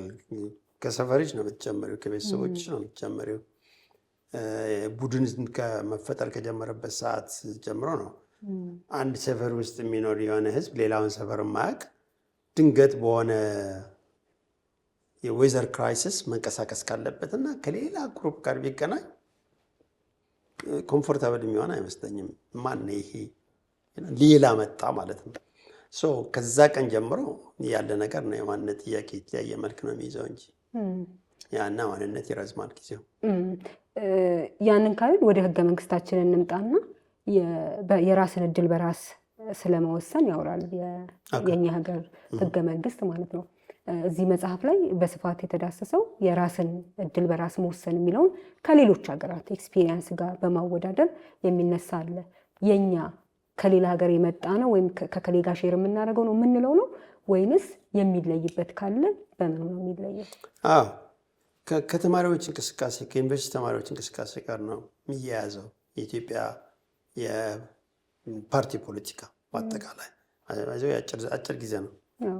የፓርቲ ፖለቲካ ልምዳችን በጣም ውስን ነው። በኃይለ ሥላሴ ዘመን ወደ መጨረሻዎች አካባቢ ነው ዩኒቨርሲቲ ተማሪዎች ያመጡት የኢስቱ ፍልስፍና የሌኒኒዝም፣ ማኦይዝም፣ ስታሊኒዝም የሚባሉ ሀሳቦች መጡ። ያኔ እንዳልኩሽ ቅድም ስታሊን ደግሞ ፖፑላር ነበረ። ብሔር ብሔረሰብ ምንድነው ወሬ ወድ ነበር። ከዛ ተወሰደ እና ባልኩሽ ምክንያት ቀላል ነገር ስለሆነ እሱ ማንበልበል በቀላሉ ተንበለበለ ማለት ነው። ከዛ ዘመን ነው ሲመጣ። ስለዚህ የኛ አይደለም፣ ኦፍኮርስ የኛ አይደለም። እኛ ጋር ብሔር ያለው ትርጉም ሌላ ታሪክ ነው። አሁን እየገባን ባለው ይሄ የተለያየንን ኢትዮጵያ ታሪክ የሚያሳየው እኮ የመቀላቀል ታሪክ እኮ ነው። ኢትዮጵያ ታሪክ የመንቀሳቀስና የመዋሃድ ታሪክ እኮ ነው። አታውቂም እኮ ኦፖርቹኒቲ ፍለጋ ነው የምትሄጂው።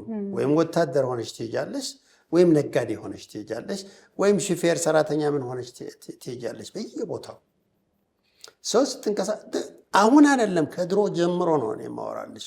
ገና ይሄ የኩና አምላክ ስልጣን ከያዙ ጀምሮ ከ13ኛ ክፍለ ዘመን ጀምሮ ወደዚህ ከአክሱም ቀጥሎ ይሄ ዛጉዌ ሄዶ ከዛ ወደ ቤተ አማራ ምን ከመጣ በኋላ እስከ አምደ ጽዮን እኮ እስከ ታች ድረስ እኮ ሄደዋል። እስከ ሀረር ድረስ ማለት ነው። ያ እንቅስቃሴ ወታደር ይሄዳል፣ ግማሹ ይዋለዳል፣ ግማሹ ይሰፍራል፣ መሬት ይይዛል፣ ከህዝቡ ጋር ይቀላቀላል። አሁን እኔ ኢትዮጵያ ውስጥ ተጠይቆ ቢመለስ ደስ የሚለኝ ጥያቄ እንደሆነ ታውቂያለሽ? ሁሉም ኢትዮጵያዊ ብሔረ አውራ ቢባል ኦኬ እና ቁጥር ቢባል ወደኋላ አባቴ ትግሬ ነው እናቴ አማራ ናት ምን ይባል የለ እንደዛ ማይል እኔ ንጹህ ትግሬ ነኝ፣ ንጹህ አማራ ነኝ፣ ንጹህ ኦሮሞ ነኝ የሚል ሰው ቁጥሩ ቢታወቅ ደግሞ በቀላሉ ማወቅ የሚቻል ነገር። ምክንያቱም ወሬያችን እሱ ነው እና የምናወራውና ህይወታችን አንድ ነው ወይ? የእውነት ያለንን ያህል ልዩነት ነው ወይ ያለን? በዛ በብሔር መለኪያም ቢሆን ቅልቅል አላልንም ወይ? አልተቀላቀልንም ወይ? እና እሱ ፖለቲከኞች እንዳፈለጋቸው ነው የሚያደርጉት። አንድነት መስበክ ሲፈልጉ ተዋልደናል፣ ተጋብተናል ምን ይባላል። መለያየት ሲፈልጉ ደግሞ እንደ ምንም ቋንቋችን ባህላችን ምናምን ይባላል። ሰው ፖለቲከኛ ይዞ እንዴት ሮሩ ምን እንደሆነ ዘሴም ሪያሊቲ የተለያዩ ፖለቲከኞች በተለያየ መንገድ ይተረጉሙትና የተለያየ ተከታይ ያፈራሉ። ለምን ፋክት የሚባል የለንም፣ እኛ መረጃ የለንም፣ የማንከራከርበት ፋክት የለም ኢትዮጵያ ውስጥ አይጠናማ። ለምሳሌ ኢትዮጵያ አሁን ስንት ፐርሰንት ኢንፍሌሽን አለ አይታወቅም። ፈረንጅ ሀገር ይታወቃል። ስንት ሰው ስራ ተፈናቀለ ይታወቃል፣ ዴታ አለ። እኛ ጋር ስለሌለ እሱ ነው ቅድም ያለመማራችን ድህነታችን የበደለን እሱ ነው። የለንም፣ አቅም የለንም። ስለዚህ በወሬ ነው በቃ ሞር ያወራ ጭሆ የሚወራ ሰው ሞስት ፕሮባብሊ ልክ ያልሆነ ግን በጣም መጮህ የሚችል ሰው የመደመጥ እድሉ ከፍ ያለ ነው። የዚህ የህገ መንግስቱ በተለይ ደግሞ አንቀጽ 39ን ስንመለከተው በጣም ብዙ አጨቃጫቂ አከራካሪ ነገሮች አሉት። ሙሉ በሙሉ የሚደግፉት ትክክል ነው፣ ሁለቱም ለሀገራችን ይበጃል የሚሉ ተከራካሪዎችን ብናስቀምጥ የሚበጠብጠው ይሄ አንቀጽ ነው ብሎ የሚናገሩ አሉ። ህገ መንግስቱ ላይ ከሚነሱ ጥያቄዎች ሌሎች በሌላ ወገን ያለው ደግሞ በቃ ትክክለኛ አንቀጽ ነው፣ መብትን ለማስከበር የመጣ ነው ይላሉ። ይሄ የራስን እድል በራስ መወሰን ወይም ደግሞ ስፔሲፊካሊ አንቀጽ 39 ብንመለከት ያለንን አንድነት እንድናጠናክር የሚያበረታታ ነው ወይንስ እንድንለያይ የሚያደርግ ነው ብለው ያስባሉ? አሁን ከሰው ልጅ ተፈጥሮ ጋር ቢያያዝ ነገር ባይዘው ሂስቶሪካሊ ሰልፍ ዲተርሚኔሽን የግለሰብ መብት ከሚል ነው የጀመረው። የብሔር መልክ የያዘው ኋላ አሁን 100 ዓመት እንኳን የሆነ አይመስለኝም። ኦኬ ድሮ በ17ኛ ክፍለ ዘመን ጀምሮ ግለሰብ ነበረ የትኩረት ዋና ነው እና ስርዓቶች ካፒታሊዝም እየመጣ ሲሄድ እና ይሄ ሊበራሊዝም እየተስፋፋ ሲሄድ ግለሰብ ነው፣ የግለሰብ መብት፣ የግለሰብ ፈቃድ፣ የግለሰብ ሀብት፣ የግለሰብ ነፃነት፣ የግለሰብ ህይወት፣ እነዚህ ነበሩ። በቃ ግለሰብ ግለሰብ ግለሰብ ሰው እንደዚህ ሆነ። የፈረንሳይ አብዮት፣ የእንግሊዝ ምንድነው የአሜሪካ አብዮት ኦኬ እነሱ በጣም ማራገቡት ደግሞ የግለሰብ ነፃነት የሚባል ነገር ሰው ጭራሽ ዌስቱ ኢንዲቪጁዋል አይ ሚን ግለኝነት ነው በቃ። ምክንያቱም እነ ቶማስ ሆብስ እና እነ ጆን ሎክ የግለሰቦች የሰው ልጅ ተፈጥሮ አጥንተናል አሉ። ተፈጥሮ ደግሞ ሰው ለራሱ ነው የሚጨነቀው። አንድ የእምነትሽ ነው እንግዲህ ሌላ ሀገር ነው የሚጨነቀው፣ ለራሴ አልጨነቅም ማለት መብትሽ ነው። ግን እነሱ ያወሩት ነው ተፈጥሯችን ራሳችንን ነው መጀመሪያ ኮንሲደር የሚያደርገው። ራሳችንና የኛ የምንለውን ነገር ነው መከላከል መጠበቅ የምንፈልገው። ከዚህ ስትመጪ የራስን እድል በራስ የመወሰን መጀመሪያ የተጀመረው በግለሰብ ደረጃ ነው። አንቺ በግለሰብ የምትፈልጊው መንግስት ተገናኝተሽ ተመካክረሽ፣ እሱ ነው ሶሻል ኮንትራክት የሚባለው አይደል?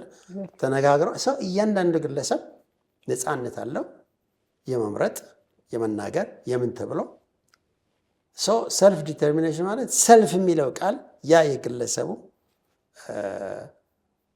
ምንድነው ኤንቲቲ እንደ ኤንቲቲ አንደርስታንድ የሚያደርገው ግለሰቡ ነው። ከዛ ከፈርስት ወርልድ ዋር በኋላ ነው ይሄ ነው መጀመሪያ ናሽናሊዝም ከካፒታሊዝም ጋር እያደገ ሲመጣ አገሮች መሰባሰብ ጀመሩ። ለምሳሌ እንግዲህ ምንድነው የጀርመናውያን ከ38 የተለያዩ አንድ ሆኑ። ጣሊያናውያን በተመሳሳይ አንድ ሆኑ። የነሱ ታምረኛ ታሪክ ተባለ በ19ኛው ክፍለ ዘመን። ከዛ ፈርስት ወርልድ ዋር የመጀመሪያ የዓለም ጦርነት ሲመጣ አልቆ ሊግ ኦፍ ኔሽንስ ሲመሰረት ሀሳቡ ቀረበ ማለት ነው። ይሄ የራስን እድል በራስ የመወሰን ለቡድኖች ይሰጥ፣ ለህዝቦች ይሰጥ፣ የኮሌክቲቭ ራይት መባል ተጀመረ ማለት ነው። አሁን እኛ ጋር ያለው ክርክር ይሄ የህገ መንግስቱ ለዜጋ ያለው ትኩረትና ለብሔር ያለው ትኩረት ሚዛናዊ አይደለም ነው። አሚን ሚዛናዊ እንዳልሆነ የሚያከራክር አይመስለኝም አሁን በተለይ ምክንያቱም ግለሰብ እንዴ መታወቂያ እኮ ለማግኘት ቀበሌ ሄደሽ ብሔርሽ ምንድነው ትባያለሽ። ብሔሬን አልናገርም ብትይ መታወቂያ አይሰጥሽም። ወይም አማራና ትግሬ ነኝ ብትይ አንዱ ምርጭ ነው የምትባይ። በኢህአዴግ ዘመን ያየ ነው ማለት ነው። ስለዚህ አንቺ ኢንዲቪጁዋሊ ምንም ቦታ ያለሽ ራይት የለሽ። ምንድነው ይሄ ብሔርሽን የመምረጥ በተጻፈው ህግ እንኳን ብሔርሽን አሁን ቅልቅል ብሔር ያለው አይልም ይሄ ህገ መንግስት። ዘርፎር ብሔርሽ እንዴት ነው አንዱን ነው መጣል ያለብሽ ትባያለሽ። እዛ ላይ እንዴት ነው ምርጫ የምታዩ? እዛ ላይ እንዴት ነው የራስሽን እድል በራስ የመወሰን በግለሰብ ደረጃ የምታዩ?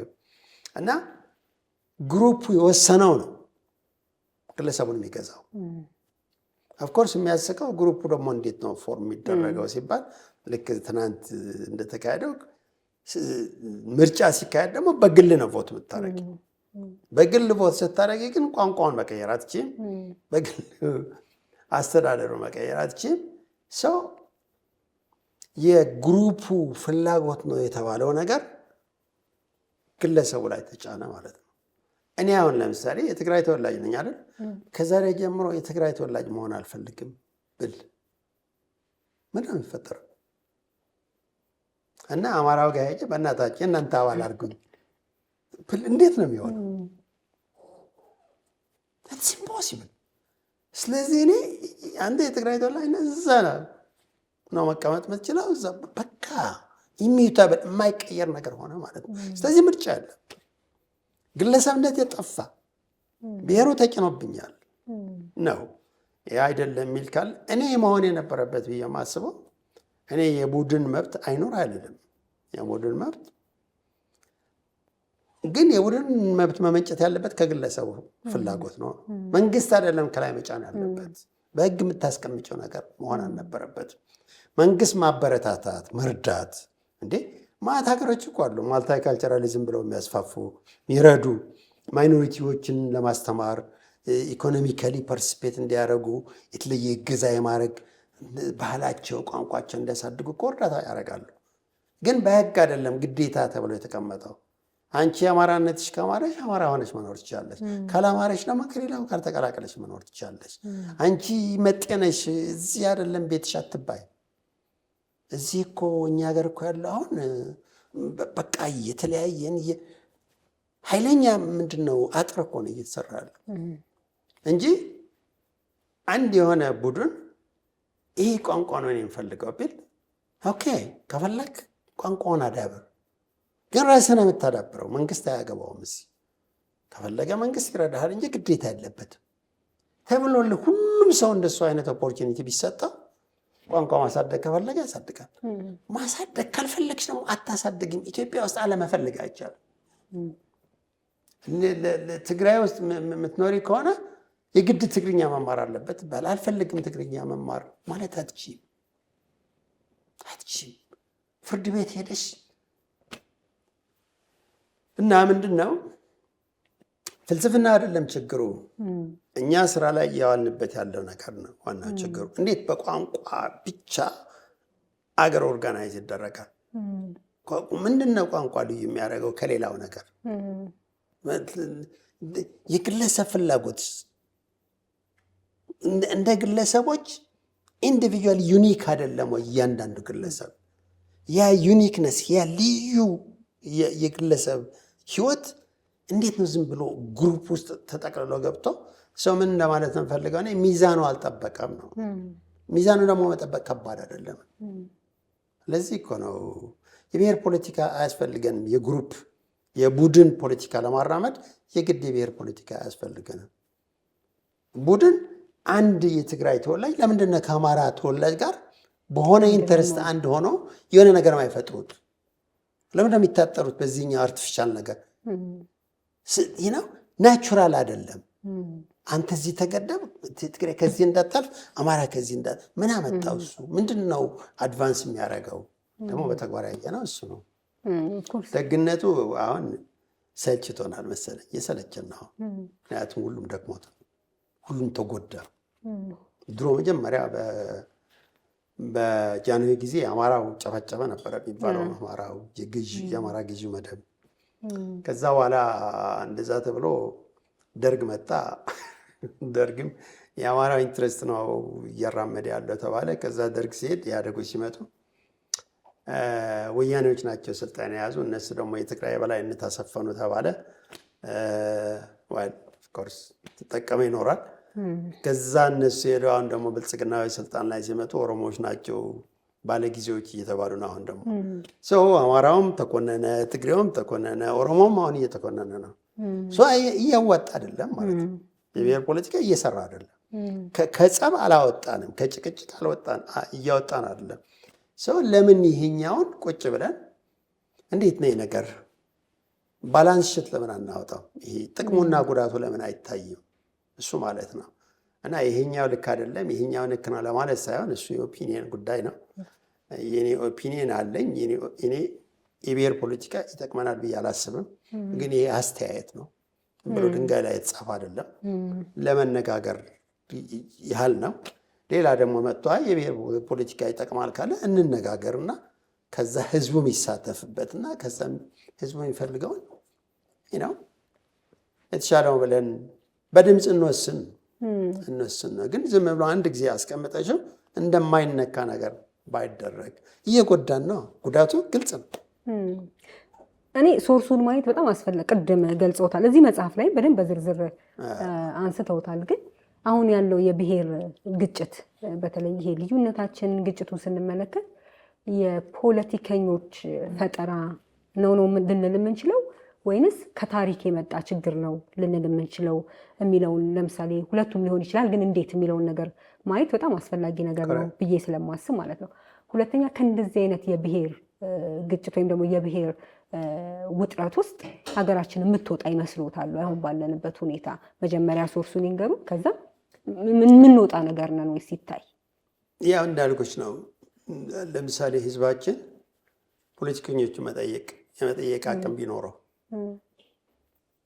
ፖለቲከኞች ይሰሙት ነበር። ባይዘው ፖለቲከኛ ፈቅደው አይሰማሽም። አስገድደሽው ነው ይሰማሽ። ለምንድን ነው መንግስት ለምሳሌ ሚዲያው እንደ ልቡ እንዳይሰራ ለምንድን ነው የሚከለክለው?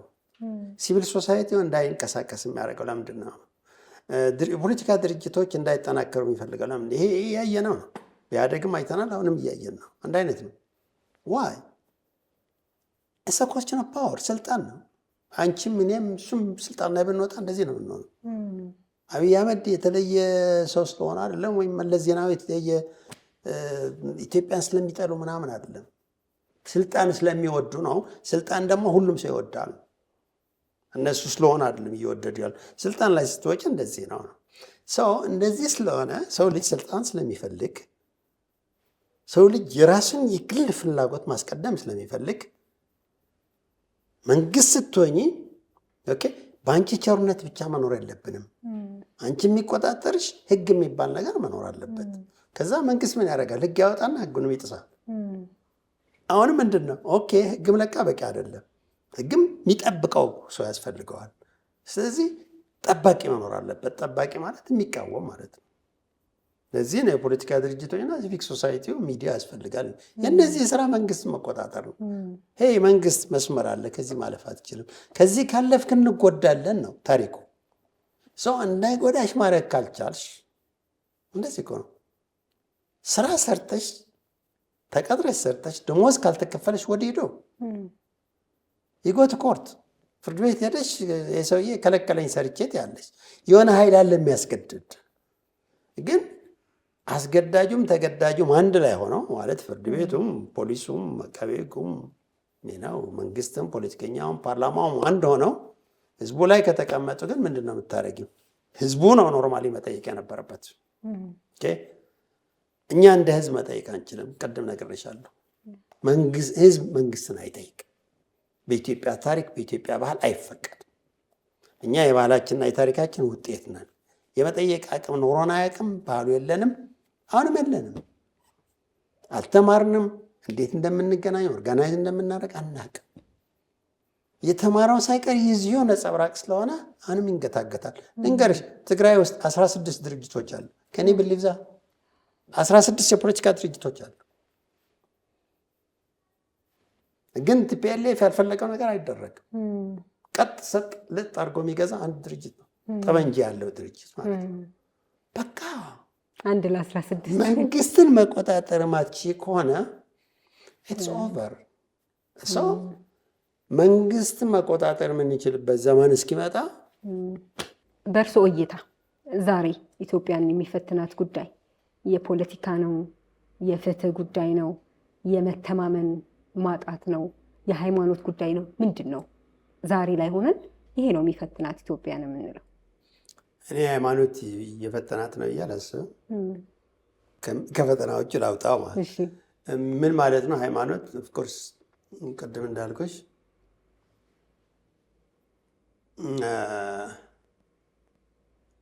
ሃይማኖትና መንግስት በጣም የተገናኙ ስለሆኑ ኦኬ እሱ ግንኙነት ቢበጠስ ነው ነበረ የምፈልገው እኔ።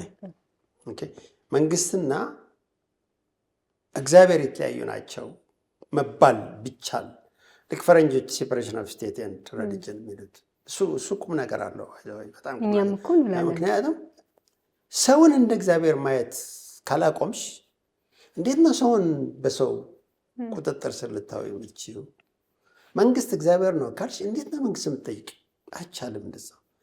መንግስት ደግሞ መጠየቅ ያለበት ነገር ነው። መንግስት እኮ ጭራቅ ማለት እኮ ነው። እንደ ድርጅት እኮ እንደ ተቋም ጭራቅ ነው። ሰው አስረሽ ነው ተቆጣጥረሽ ነው እንጂ ተቆጣጥረሽ ከሰራሽው ጉልበታል ጥሩ ነገር ሊሰራ ይችላል። ዝም ብሎ ከለቀቅሽው ግን ከጥሩ ነገሩ መጥፎ ነገር ነው የሚብሰው። ሀገር የሚያበጣብጠው እንደዚህ ነው። ለምንድን ነው ኢትዮጵያ ሰላም ያጣው? ጉልበተኞቹ የሚቆጣጠራቸው ቡድን ወይም ኃይል የለም። እግዚአብሔርም አይ ቲንክ ትቶናል መሰለኝ።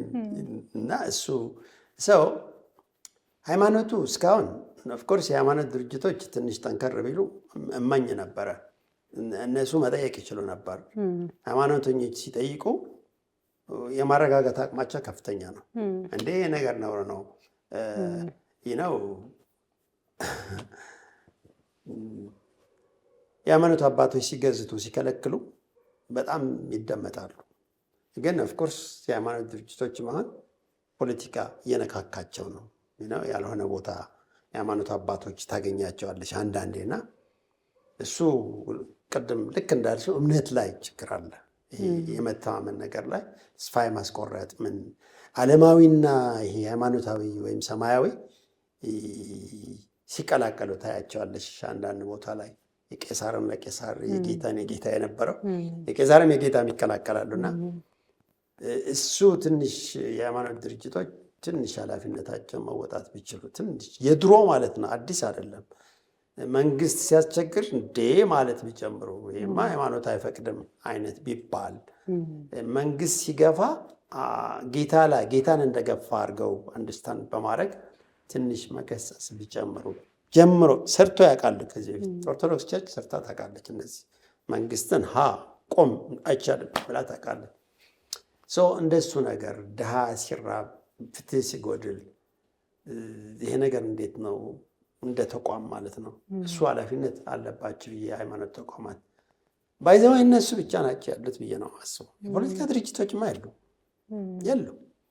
ኢትዮጵያ እኮ መንግስት ከሆንሽ ሀገሩን ትይዣለሽ እንዳለ ነው የምትቆጣጠሪው። ሀይ የሚልሽ የለም። ሀይ ሊልሽ የሚችለው ደግሞ ጫካ ይገባል። ለዚህ ነው አየሽ ታሪካችን የጉልበት ታሪክ ነው። ስትገዥም በጉልበት ነው፣ ስትቃወሚም በጉልበት ነው። መሀል ብሎ ነገር ቀረ እና ድሮ ሽምግልናም ቦታ ነበረው። ኦኬ ታቦት ይሄዳል ይወጣል እና ይለምናል ተው ይላል። ጦርነት እንኳን ሊጀመር ሲል አይ ይሄ ወንድማማቾች ናችሁ ይቅር እና ሽምግልና ምን ነገር ይገባና የሆነ ግጭት ይቀራል። አሁን እንደሱም የለም። በቃ አቋም መውሰድ ሆነ፣ ከአንዱ ጋር መሆን ሆነ። አክቹዋሊ የብሔር ችግሩ ሁላ ይገባ ጀመር ሃይማኖቱም ውስጥና ከሱ መመለስ ቢቻል ትንሽ መመለስ ቢቻል እና የፖለቲካ ችግር ነው። ኦኬ ሃይማኖትም አሁን እየነካካው ነው። ባህላችንም እየተሸራረፈ ነው። ኦኬ ድሮ የነበረን ይሄ የመተሳሰብ የመቀራረብ አንድ የአገር ልጆች ነን የአንድ አገር ልጆች ነን ብሎ የመረዳዳት ነው። አሁን ዛሬ እሱ ሳነብ ነበር እና እሱ ነገራችን እየተሸራረፈ በገንዘብ እየተቀየረ በጣም ማቴሪያሊስቲክ እየሄድን ነው። እሱ ማስቆም አንችልም። ግን ምንድነው በረዥሙ ካሰብ ይሄ ፖለቲከኞቻችን አሁን መረጋጋት ቢጀምሩ ምልሽ ኦልሞስት አሸናፊ የሌለበት ሁኔታ ውስጥ እየገባን ነው። ብትንትን ብለዋል። ይሄ ዩዝ ኦፍ ፎርስ በሞኖፖሊ ስቴት እየተጠቀሙ አይደለም። ናን ስቴት አክተሮች መንግስታዊ ያልሆኑ የታጠቁ ኃይሎች አሉ፣ ልክ እንደ መንግስት አክት እና ብትንትናል። እሱ ትንሽ ሁሉም ሲዳክም ሁሉም ልኩን ሲያውቅ ኦፍኮርስ እንጎዳለን፣ እንቆያለን፣ ይቀጥላለን የተወሰነ ጊዜ። ከዛ በኋላ ሁሉም እየተዳከመ ሲሄድ ምናልባት ለመነጋገር ድሮም ተነጋግረው ያውቃሉ ነገስታት። ኦኬ በቃ እሺ አንተ እጅ ስጥ እኔ እበልጣለሁ በጉልበት ካንተ ተባብለው ወይም በሽምግልና ቄሶች ሄደው እንደዚህ ቢሆን ይሻላል፣ አትደባደቡ፣ አትዋጉ፣ በዚህ መንገድ በጣም ኮመን ነበረ ድሮ። አሁን ሽማግሌ ጠፋ። ሽማግሌውም ዳር ነው የያዘው፣ ከአንድ ወገን ጋር ሆኖ ሌላውን ነው የሚያወግዘው እንጂ ከተጨቃጫቂዎቹ ወገኖች ከፍ ብሎ መሀል ላይ ሆኖ እንደ እግዚአብሔር የማይወደው ነገር ነው ይሄ የሚል አሁን የሚደመጥ ሽማግሌ ጠፋ ኢትዮጵያ ውስጥ። ሰው ትንሽ እንቆያለን በዚህ በቀውሱ እንኳ ይመስለኛል። አሁን እንኳን ኢንቨስት ማድረግ ብንጀምር 30-40 ዓመት መጠበቅ አለብን ውጤቱን ለማየት። ስለዚህ የፖለቲካውን ችግር የምንፈታው ከሆነ የፍትሁም የማንነቱም ሌሎቹም ተያያዥ ነገሮች አብረው የሚፈቱ ይሆናል። ስለዚህ የፖለቲካውን ችግር መፍታት የምንችል ከሆነ አሁን እንደሚሉት ፖለቲከኞች ተሰባስበው የሚነጋገሩና ምንድን ነው ችግራችን የሚለውን ነገር ማየት ከቻሉና የፖለቲካው ችግር የሚፈታ ከሆነ በህዝቡ ዘንድ ያለውን መተማመን ግን አውቶማቲካሊ ማምጣት እንችላለን ብለው ያስባሉ? የፖለቲካው መፈታት አሁን እዚህ እርስ በርስ የፈጠረብንንም ነገር አብሮ ይፈታልና? ቅድም አንድ ነገር ያነሳ ነው። ኢትዮጵያ ውስጥ በህዝቦች መካከል ችግር አለ ወይ? እኔ እሱ ማስረጃ የለኝም። ለምሳሌ በትግራይ ጦርነት ጊዜ የአማራ ኃይሎች ትግራይ ላይ ዘምተዋል የሚል ፋኖ የአማራ ተዋጊዎች ትግራይ ላይ የዘመቱት የአማራ ህዝብ ናቸው ወይ? የአማራ ተወላጆች ናቸው። ኦኬ ፋይን። ልክ የትግራይ ተዋጊዎች የትግራይ ህዝብ ናቸው ወይ? ኦኬ እና ህዝቡ አልተቀላቀለም አልተሳተፈም ማለት አይደለም። እሱ ላይ ነው እኔ አላውቀውም። መቼ ነው የህዝብ ጸብ ሆነ የሚባለው አንድ ነገር? መቼ ነው የድርጅቶች ጸብ ነው የሚባለው? እኔ ግን ተስፋ ያለኝ መሰለሽ ባህላችን ሳይው ለሱ ቦታ ያለው። ለምሳሌ አሁን በጦርነቱ ጊዜ እንኳን የተፈጠሩ ታሪኮች አሉ። ለምሳሌ አንድ የትግራይ ተዋጊ የህወሓት ተዋጊ አማራ ክልል ውስጥ ቆስሎ ቀርቶ የአማራ ተወላጆች እሱን ደብቀው ከመንግስት ማለት ነው 8-9 ወር አክመው ሰፈር ማለት ነው ሚስጥር ጠብቀው how would you explain that? እንደዚህ ማዕት ስቶሪ ነው ያለው። ሁለተኛ ደግሞ እኔ ተሳስቼ ሊሆን ይችላል፣ ግን እኔ የአቅሜን ያህል ነው የማወራው፣ የማውቀውን ያህል ነው የማወራው። እኔ እዚህ ነበርኩኝ። ለምሳሌ ያኔ የትግራይ ልጆች ይታሰሩ ይታፈሱ ሲባል እዚህ ትንሽ ጊዜ ቆይቻለሁ። እዚህ ሰፈር ያሉ ሰዎች እኔ የምኖርበት ሰፈር አንድም ሰው ጸባይ የቀየረብኝ ሰው የለም። ምናልባት በጎረቤቶቻቸው ላይ ጥቆማ ያካሄዱም ሊኖሩ ይችላሉ። እንደዛ አድርገዋል የሚል ወሬ ሰምቼ አውቃለሁ። ግን በህዝብ ደረጃ ስታዩ ስንት ሰው ነው የዛ ቪክቲም የሆነው? ግለሰቦች ተነስተው ግለሰቦች ላይ ችግር ሊፈጥሩ ይችላሉ። የግል ኢንትረስታቸውን አድቫንስ ለማድረግ ማለት ነው። ህዝብ ናቸው ወይ እነሱ? የህዝብ ይባላል ወይ? እኔ ህዝብ የምለው መቼ መሰለሽ አንድ ህዝብ ተነስቶ በራሱ ተነሳሽነት ተነስቶ በሌላው ህዝብ ላይ የሆነ ጥላቻ ስላለው የቆየ ማለት ነው። የሆነ ክፍፍል ስላለው አሁን ኢትዮጵያ ውስጥ ለወደፊቱ ሊፈጠር ይችላል አላውቅም። እስካሁን ግን እኔ አንድ የኢትዮጵያ ክፍል ምን ህዝብ ብሔር ሊሆን ይችላል ወይም የፈለግሽ ምስጭው ክልልም በይው ምን በይው ብቻ የአንዱ ወገን ህዝብ አንድ አካባቢ ህዝብ ሌላ አካባቢ ህዝብ ላይ ሲዘምትን አላውቅም። ሁሉም መንግስት አስገድዶት ነው የሚሄደው በዚህ በኩል። በዛ በኩል ደግሞ እነዛ የሚዋጉ ኃይሎች እነ ቲፒኤልኤፍ እነ ፋኖ ወይም እነ ኦነግ ምን ድርጅቶች ማለት ነው አነቃንቀውት አደራጅተውት። ለምሳሌ ዛሬ ትግራይ ውስጥ አፈሳ እየተካሄደ ነበር። ታፈስ ኢትዮጵያ ውስጥ አፈሳ እየተካሄደ ነው እንሰማለን እዚህ አዲስ አበባ። አሁን እነዚህ ሰዎች ራሳቸው ለውጊያ ሄዱ ነው የሚባለው እና ሳይደራጅ ራሱ ብድግ ብለው ውሰዱኝ እኔ ከሌ የሚባል ብሔር ስለሚያስጠላኝ እሱ መውጋት ፈልጋለሁ ብሎ የሄደ ህዝብ አለ ወይ? አላውቅም። ፖለቲከኞችም ከሚገባቸው በላይ ሲያወሩ ሰምቻለሁ። በሆነ ግሩፕ ላይ ተነሱ መጥላት ያለባችሁን ያህል እየጠላችሁ አይደለም ሁላ ብለው ሚዲያ ላይ እየተናገሩ ባለስልጣናትን ያውቃሉ ነበርኩ ሰምቻለሁ። ግን በግል ጉርብትና ምን ህይወትሽ ላይ ስትኖሪ ግን ኢፍ ኤኒቲንግ ዘ ኦፖዚት ማለት ሊያሳይ ሰው ሊያሳይሽ ይሞክራል። ላይክ ዊር ሶሪ አይነት ነገር ይሄ ይሳቀቃል። ገብቶሻል? ሲያይሽ ልክ አይደለም ልክ እንዳልሆነ ያውቃል። ያ ታሪካችን እንደሱ አይነት ታሪክ የለንም። ልክ እንዳልሆነ ታውቂያለሽ። ላትናገሪ ትችያለሽ፣ ትፈሪያለሽ። ኦኬ አንዳንዱ ደግሞ ሆሊል ይችላል ከጊዜው ጋር ኖርማል ነው። ምን ጊዜም አለ ከመንግስት ጋር ከጉልበተኛ ጋር አሸንፎ ከመጣ ጋር ሆኖ ማለት አለ። እሱ ግን ህዝብን ይገልጻል ወይ? ይህ ህዝብ ከዛ ህዝብ ጋር ተጣልተዋል ይባላል ወይ? እና ፖለቲከኞቻችን በሰሩት ኃይለኛ የቀስቀሳ ስራ መርዝ አልረጩም አልልም።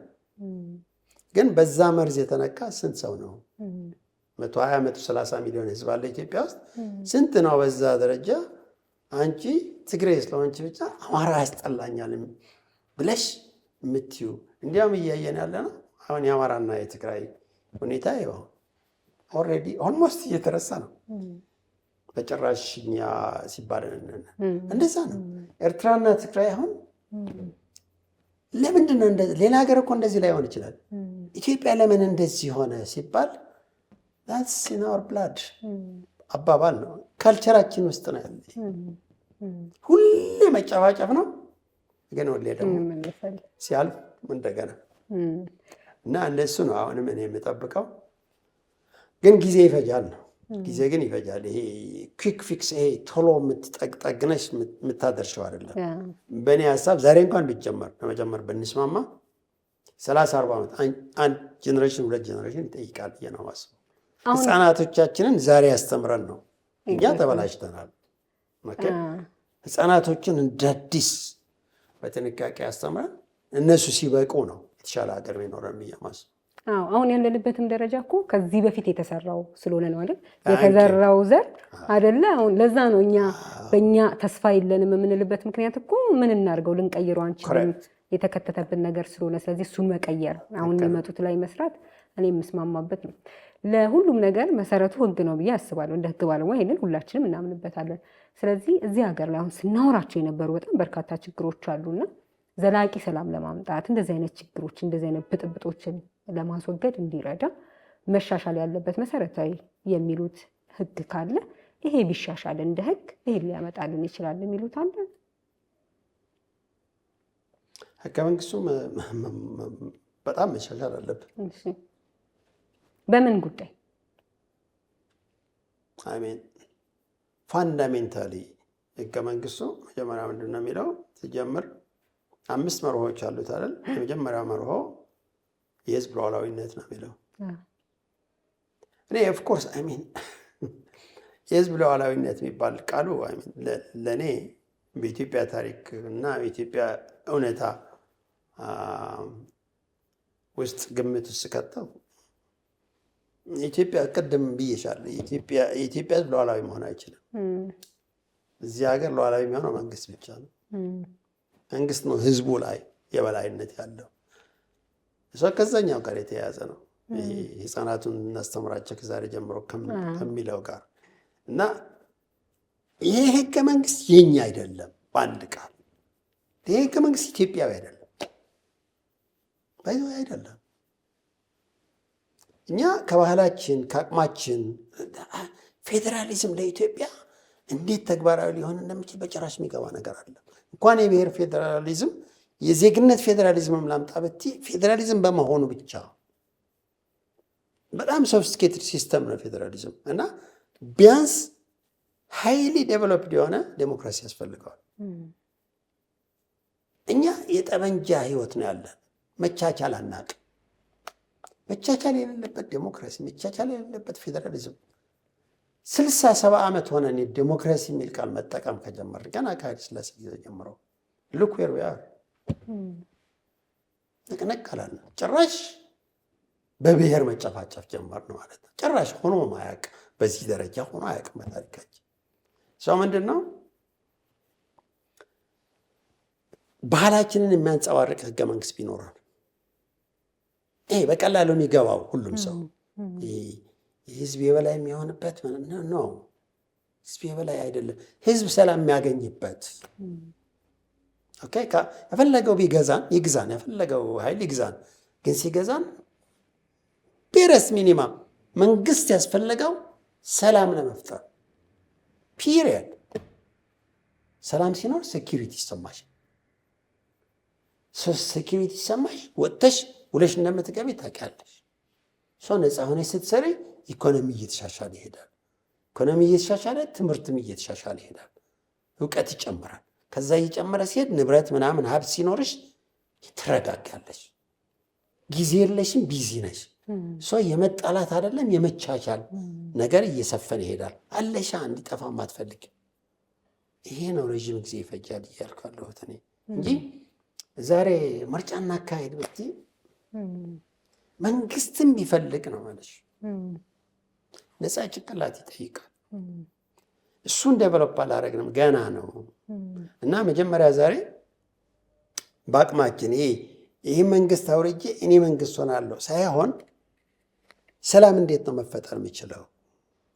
እና እንዳልኩሽ ተዋጊ ኃይሎቹ ጉልበተኞቹ አንዱ ሌላው ላይ የበላይ እንደማይሆን የሚያውቅበት ደረጃ ላይ ስንደርስ ነው ሰላም የሚመጣው ብዬ ነው የማስበው። አሸንፋለሁ ገና ጦርነቱ አካሄዳለሁ የሚል እስካለ ድረስ ሰላም አይኖረንም። ለምሳሌ ብልጽግና ተቃዋሚዎችን ምንድነው ደምስሼ እኔ ብቻዬን ሰጥልጥ አድርጌ እገዛለሁ ብሎ የሚያምን ከሆነ እስከዛሬ እነዛም ሴምቲንግ ነው። ወያኔዎችም ከሻዕቢያ ጋር ሆነን እንግጠም ወይስ ከፋኖ ጋር እንሆን ወይስ ከኦላ ጋር እንሆን፣ እንደዚህ ከሆነ ውይይታችን ኦኬ። አሁንም በጠበንጃ ከሆነ የምንድንበት የምንሻሻልበት ሰዓት እየረዘመ ይሄዳል ማለት ነው። ግን ሁሉም ጎበዝ ይሄ ጦርነት በመጨረሻ እኔ ማሸነፍ አልችልም እንጂ ፈልጎ ማሸነፍ እየቻለ አይ ደህና በቃ ኑ እንነጋገር የሚል የለም። በቃ የለም፣ አይኖርም። ሰው እኔ ማስበው አሁን ወደዛ እየሄድ ነው ብዬ ነው ማስበው። እየተደካከምን ነው ያለ ነው እና ያ መዳከም ሁሉም ጉልበተኞች ሲገባቸው ለካ ማሸነፍ አልችልም፣ ስለዚህ ልደራደር የሚሉበት ደረጃ ላይ ካልደረሱ ይቀጥላል ችግራችን ብዬ ነው ማስበው። ሁላችንንም የሚያስማማና እነሱ የማያውቁትን ብዬ የማልገምተው ነገር በመንግስትም በኩልን በለው በተቃዋሚ ነኝ የሚሉት ወይም ደግሞ ትጥቃቸውን ይዘው ጫካ የገቡትንም ብንመለከት ሁለቱም ለህዝብ ነው እየተዋጋን ያለ ነው ወይም ደግሞ ለህዝብ ነው የሚሉ ከሆነ በመሀል ሰፈር ያደረገ ያለው ግን ህዝቡ ነው። በየክልሉ የምናየው ነገር እሱ ስለሆነ ማለት ነው። ስለዚህ ሁሉም ወደዚህ እንዲመጡ ያው ቅድም ያሉት ነገር እኔም እስማማለሁ። ይሄ የፖለቲከኛ ወደ ስልጣን መምጣት ብቻ ካረገው ግቡ ያን እስከሚያሳካ ድረስ በጣም ብዙ መስዋዕትነት ይከፈላል። ስለ ህዝብ የምናስብ ከሆነ ግን በሁለቱም በኩል ረገብ ብሎ ወደ ሰላሙ መንገድ መሄድ ምንም ህዝቡም ቢሆን ከሌ ታግሎ ከሌ እንደዚህ አድርጎ አሸንፎ መጣ የሚለው ነገር ለህዝቡ የሚጠቅም አይደለም፣ የሚስማማበትም ነገር ነው ብዬ አላስብም። በኃይል የሚመጣ ነገር ስለሌለ ማለት ነው። እኔ ፖለቲከኞች ለህዝብ ያስባሉ ብዬ አላስብም። ለህዝብ እንዲያስቡም አይጠብቁም። ሊያስቡ የሚያስቡበት ሁኔታ እንዲፈጠርም አልመኝም፣ አይሆንም።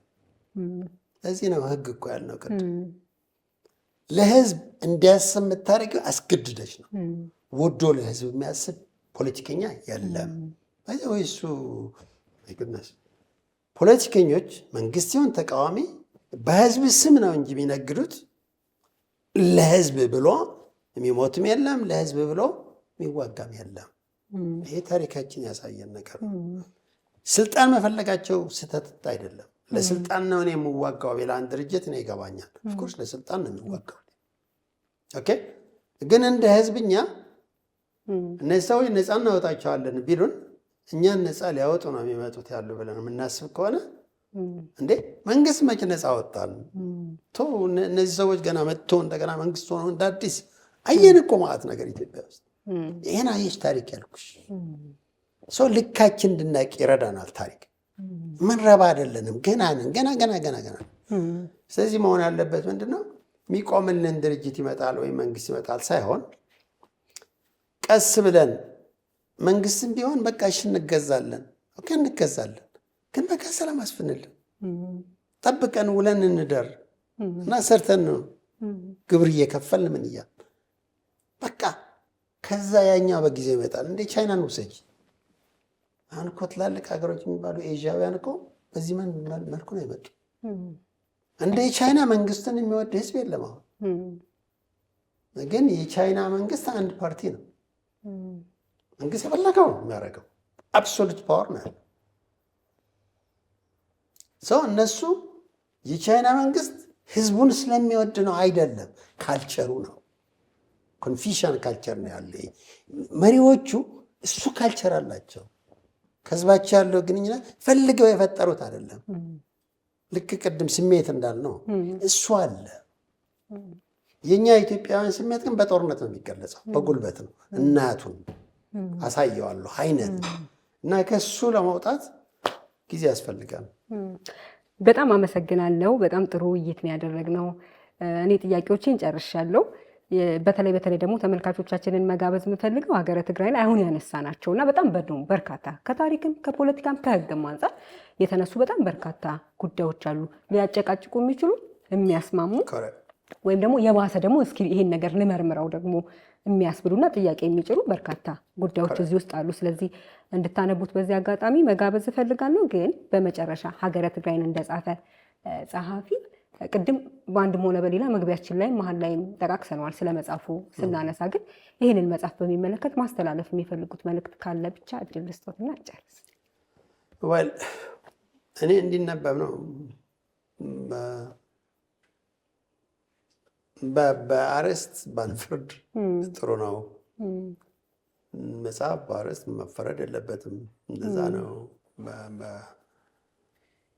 በቃ ምናልባት ሲያነቡት ከዚህ አንግል ቢያዩልኝ ደስ ይለኛል፣ ወይም ደግሞ እኔ እንደዚህ አስቤ ነው ማለት ይፈልጋሉ፣ ወይንስ ደግሞ ሰዎች በነፃነት አንብበው የሚሰጣቸው ትርጉም ለሁሉም ሰው የተለያየ እንደየቆምንበት ቦታ የሚሰጠን ትርጉም የተለያየ እንደሆነ እኔ ተረድቻለሁ። መጽሐፉን ስናነብ አይደል የትኛውም ሀሳብ ሲገለጽ እንዳለንበት ሁኔታ ነው ኢንተርፕሬት የምናደርገው እሱ። ስለዚህ እሱ ላይ ማስተላለፍ የሚፈልጉት መልእክት አለ ወይ? ሰዎች ሆነስትሊ ሊያ እኔ አሁን ፌስቡክ ላይ ጨቃጨቁበታል አይደል? አንድ ቀን እኔ ገብቻ ላቅም ጭቅጭቅ ውስጥ ኦልሬዲ እኔ ሀሳቤን ገልጫለሁ። ለውይይት እኮ ነው የቀረበው። ስለዚህ ሲፈልጉ ይቅደዱት፣ ሲፈልጉ ያቃጥሉት፣ ሲፈልጉ ይጣሉት፣ ይቀበሉት። ወደዱም ጠሉም ካነበቡት ቫይረስ ነው ሀሳብ። ወደሽ ምትየው አይደለም። አንቺ ስትናገሪ ከሰማዎች ፒሪየድ የተናገርሽው ነገር ጭንቅላቴ ውስጥ ይገባል። ወደድኩም ጠላሁም ያኔ መፋቅ አልችልም። ሀሳብ እሱ ነው ሀሳብ ማለት። ስለዚህ እኔ ይሄ ከፈለጉ ያነቡ ካልፈለጉም አያነቡ። ችግሩ ግን አለ ነው እንጂ አክቹዋሊ የዚህ ተከታይ መጽሐፍ ፈልጋለሁ። ከዚህም በላይ ሰፋ ብሎ ልክ አሁን ያወራናቸው ነገሮች ራሱ በምንድን ነው ስሙ ምን ይሻለናል ተብሎ በሌላ መልክ ቢቀመጥ እና ካልተነጋገርን ካልተጨቃጨቅን ታዲያ እንዴት ነው የሚሆነው? ተኩሱ መቼ ነው የሚቆመው? መማረስ ምንድን ነው? እኛ ኃላፊነት የለብንም ወይ? የተማርን ሰዎች ኃላፊነት የለብንም ወይ? ረጋ ብለን ይሄ ሀሳብ እኮ ነው ሙልጌታ እኮ ሀሳቡ ሊቀይር ይችላል። እኔ ማለት ጊዜ ቀይር ያውቃለሁ። አሁንም ግን ለምሳሌ ድሮ እኔ ለዴሞክራሲ ነበር መሞተው። ይኸው አሁን ቀይራለሁ። ዴሞክራሲ አይደለም እኔ አሁን ሁሉ ማደር ነው። እና ምን አለበት? እንደዚህ ነው ሀሳብ እኔ አይደለሁም ከኔ ይለያል። ሀሳብን መቃወም፣ መቀየር፣ ማጥፋት ይቻላል። ሰው ከሀሳብ ከሰውየው ከሀሳቢ የተለየ እንደሆነ ቢታወቅ ጸባችን ይቀንሳል። አንቺን መስደብ፣ አንቺን ማንቋጠጥ፣ ከአንቺ ጋር መጨቃጨቅ፣ እንደ ጠላት ማየት በሀሳብሽ ማለት ነው እንዴት ይሆናል? እና ሀሳብና ሰው መለየት አይ ቲንክ ኢምፖርታንት ነው ብዬ ነው።